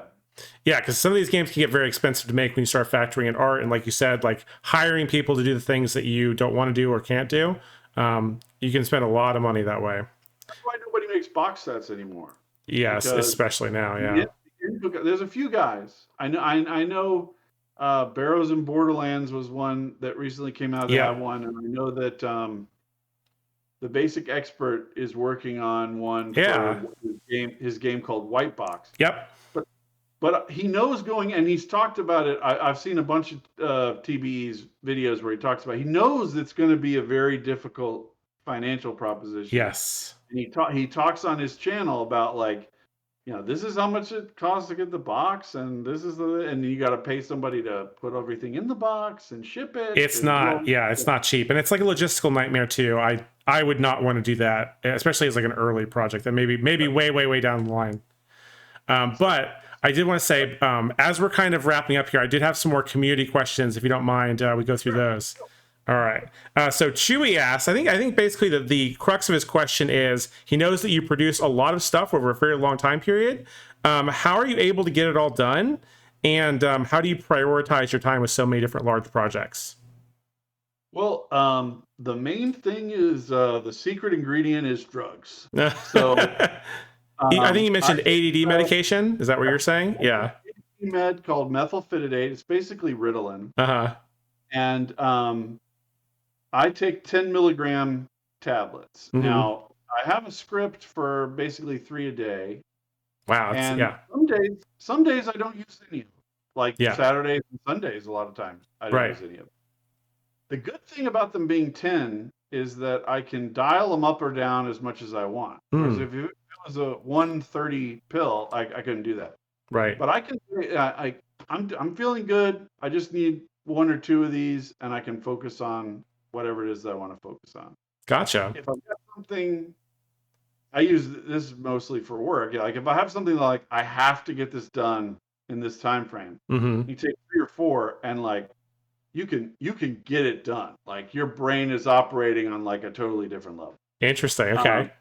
and then if you want to risk heart disease or something, you could take 5 or 6, and you could probably see, smell colors and you could see uh, into new dimensions.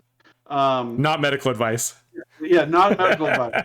Uh, one or two times I've taken 5, and it feels like you're like you're panicking, like it's like Yeah. you're just like, whoa, like I'm really jazzed up. Uh, So like, you just dial it into whatever it is that you need, and then you do it. Like, and for years, for years, like 40 years of my life, yeah.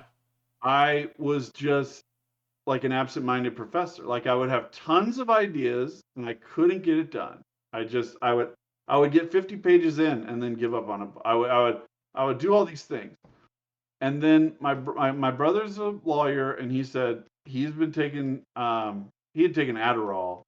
I had kind of like a not an allergic reaction, but it just did not work Yeah. well with me. And I tried the Ritalin. But he was like, "This stuff is really helps me."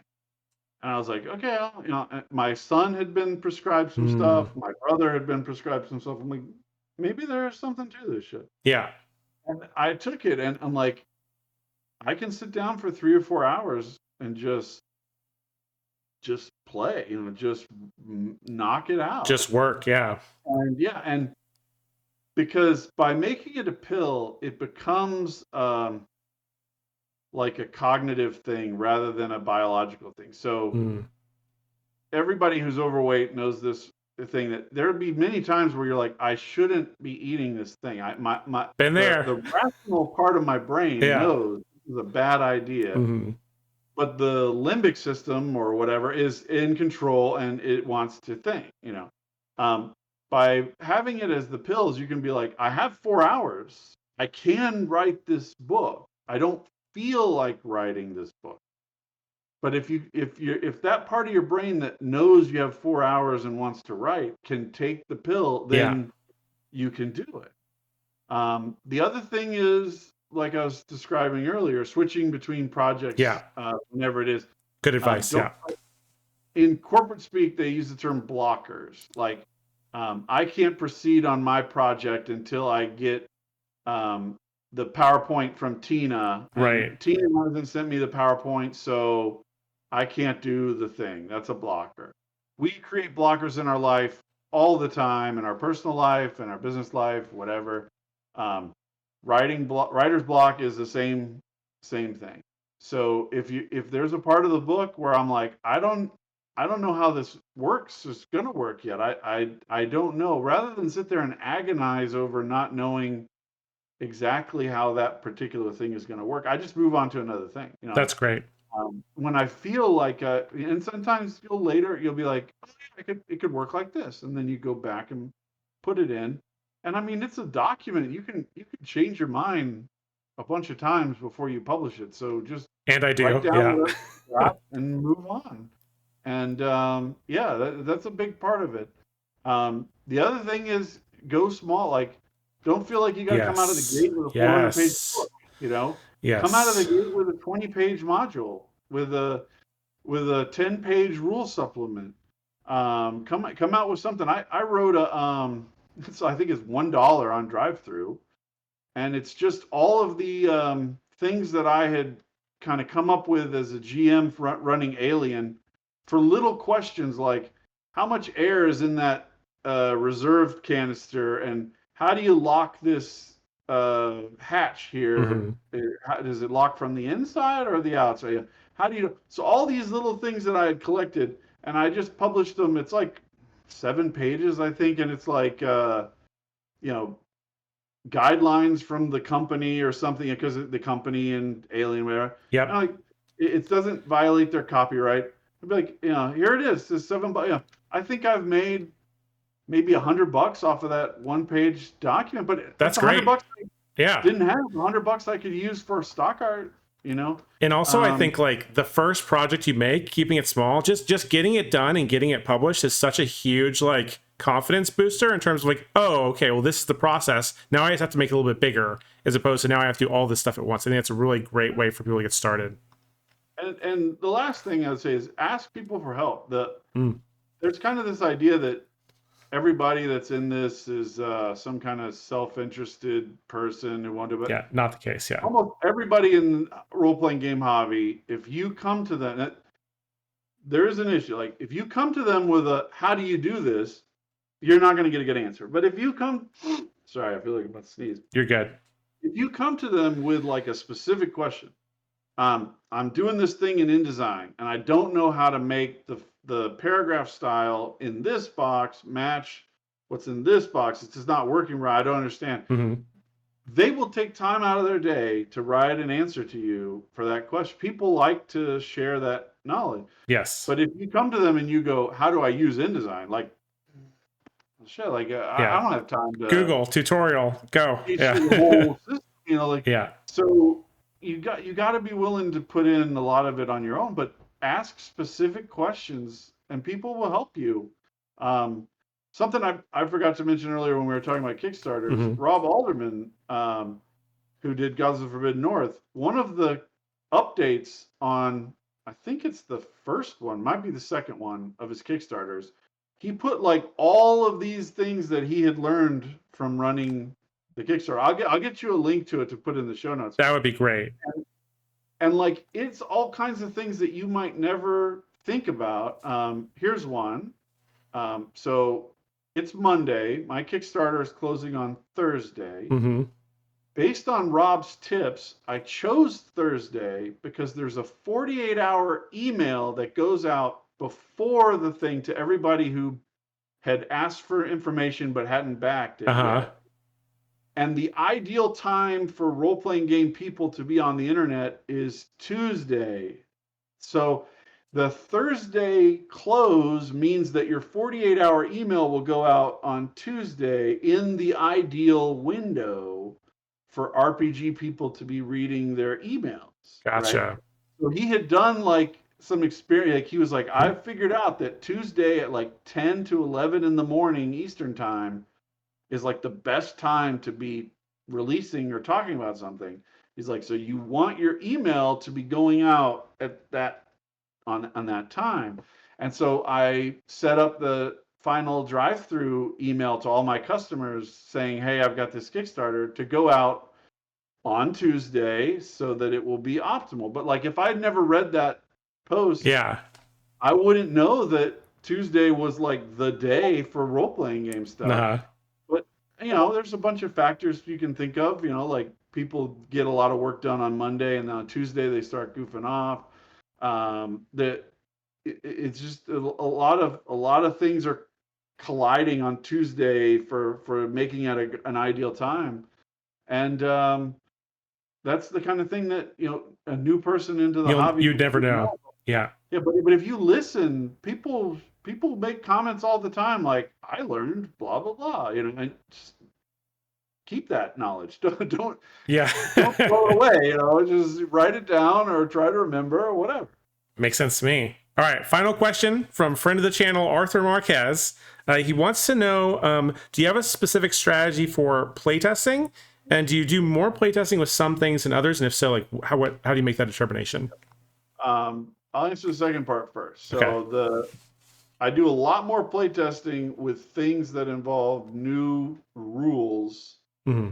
and making something work in a new way. So ShadowCity got a lot more playtesting than any like equipment supplement or whatever, right? Sure. So if I'm making something that is pretty easy for me to predict how it's going to come across to people, a new class even it's fairly predictable. Like I can imagine in my head with all the experience I have running the game, like this should be how it works. So sometimes you're wrong about stuff like that, but Sure. um, some things, you're like, I don't really need to play test this to know how it works.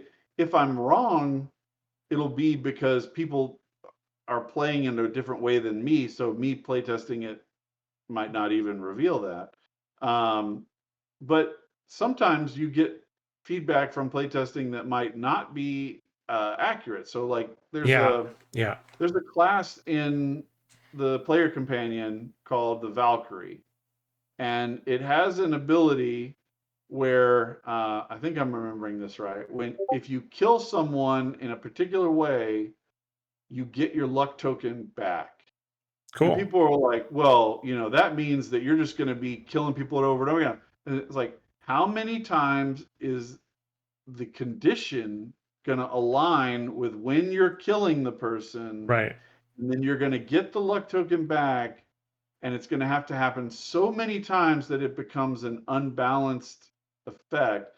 But people imagine in their head, oh, this is unbalanced. But I've looked at the math. It's not going to happen Yeah. enough, right? So if I'd run playtests and people were like, this ability is too powerful, I might have said, okay, and marked it. I know it's not too powerful. Yeah. I've done the calculation on how often it's going to come up. So there's that kind of thing. But Shadow City involved a lot of new rules. It uses a significant amount of the Shadowdark architecture, but it has new stats, it has new classes, it has new all these different things colliding.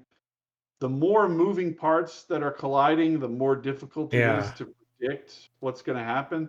So if you're making a spell that's going to go into the spell book with all the other wizard spells, then you kind of know how it's going to play out. But if it's a spell that's going with a new class that could be paired with a new ancestry and new equipment, then it becomes like, there could be a lot of variables here that I'm not taking into consideration. Sure.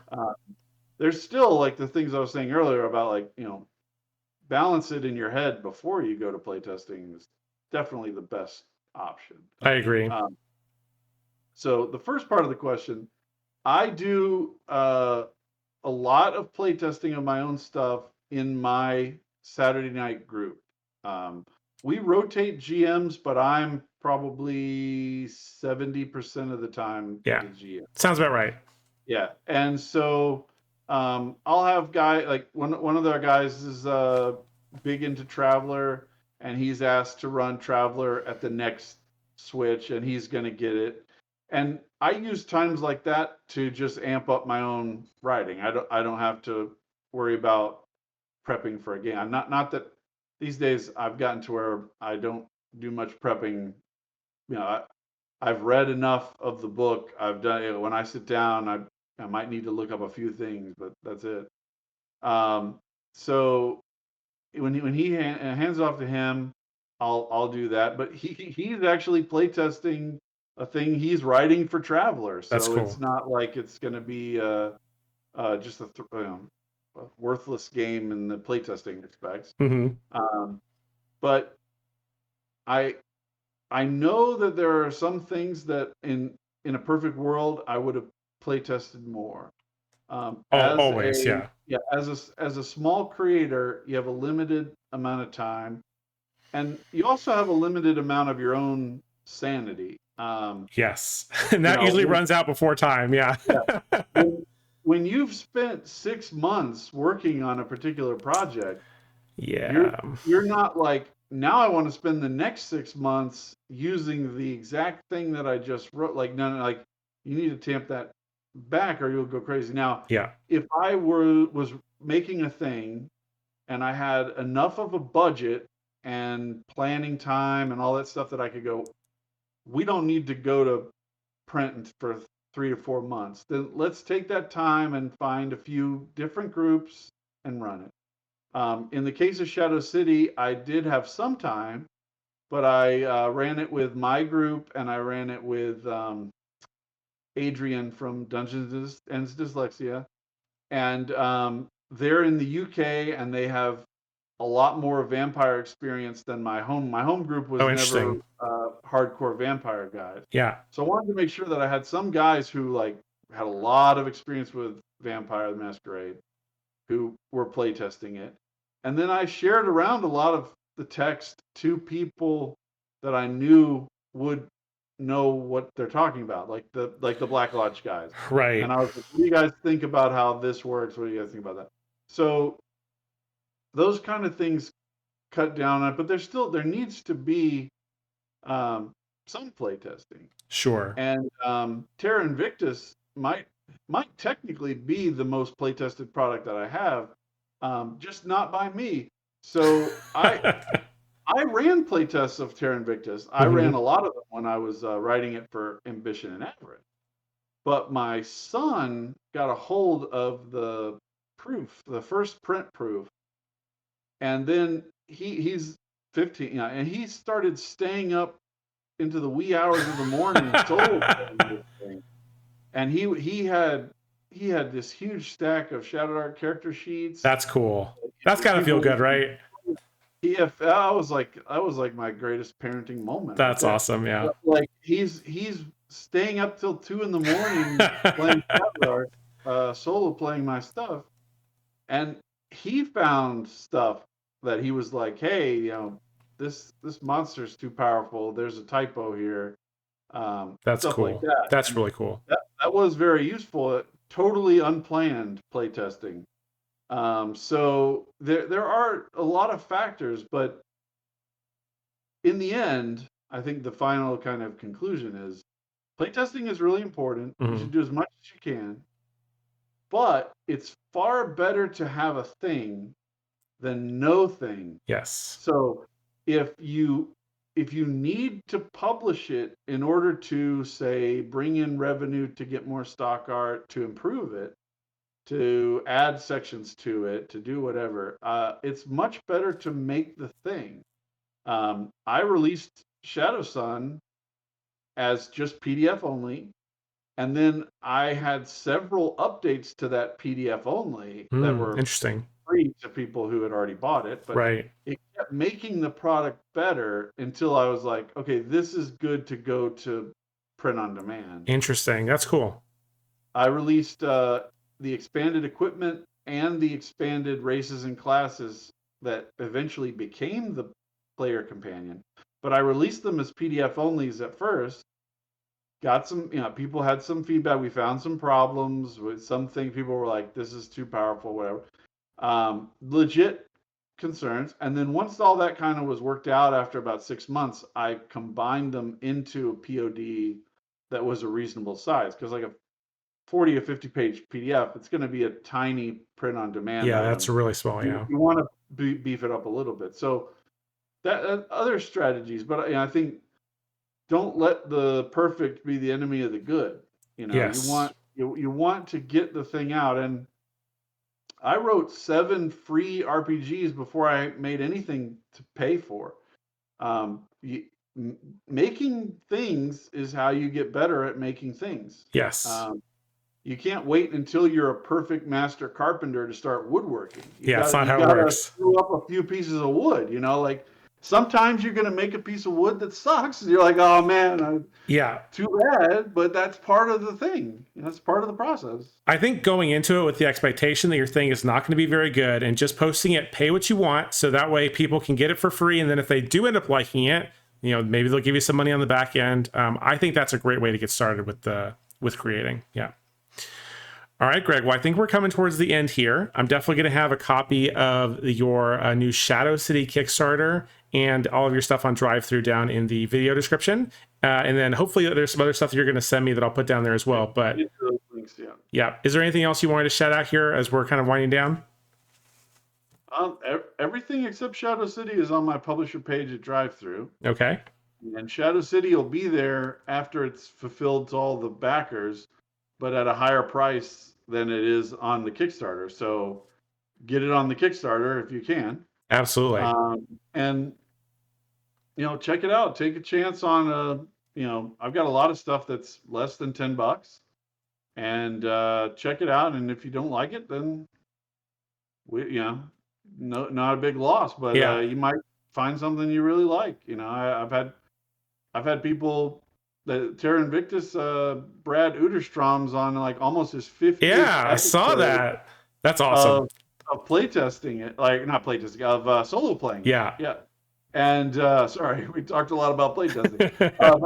But he's solo playing it like it's amazing. He's covered like a third of the map. He's moved around and done all this stuff. Like it's incredible. So seeing stuff like that, that's so makes cool. me really happy. So take a chance. You might find something you get a lot of value out of. Yeah, I'll say in particular, I picked up your GM companion the other day when it was on sale. Really awesome. I'll probably be doing a review of it here, either on the channel or the Substack here in the next couple of weeks. So that's really cool. And then also, I'm really interested in this the icons you have for Terra Invictus. So I'm going to check that one out as well. I think that's a good example of how the Greeks have this idea of your muse as something that it happens to you. Like it's not something you control. Anything. It just comes into your life and forces you to be a certain way. Yeah. And I had no intention of writing a solo play structure when I started working on Terra Invictus. It just like I saw it, I was like, holy crap, this is amazing. I got to make this so I could share it with other people about how it works. And the same thing with ShadowCity, really. I had the idea while finishing up the GM companion of I was making all those tables of different districts to put in your Shadowdark town, and I was like, oh man, I could make a whole like metropolis with this system. And then all the vampire ideas I'd had for years and years that didn't work or partial implementation or whatever, they just started flooding out. And so if your brain works like that, write it down and get it out. Yeah, you never know when you'll come back to it, months or maybe even years later. Right. All right. Well, thanks, Greg. I really appreciate you coming on. I think we'll probably get this video posted probably sometime tomorrow, so you can be on the lookout for it then. Awesome. All right. Thanks, man. Have a good one. Thanks for watching, everybody. Bye.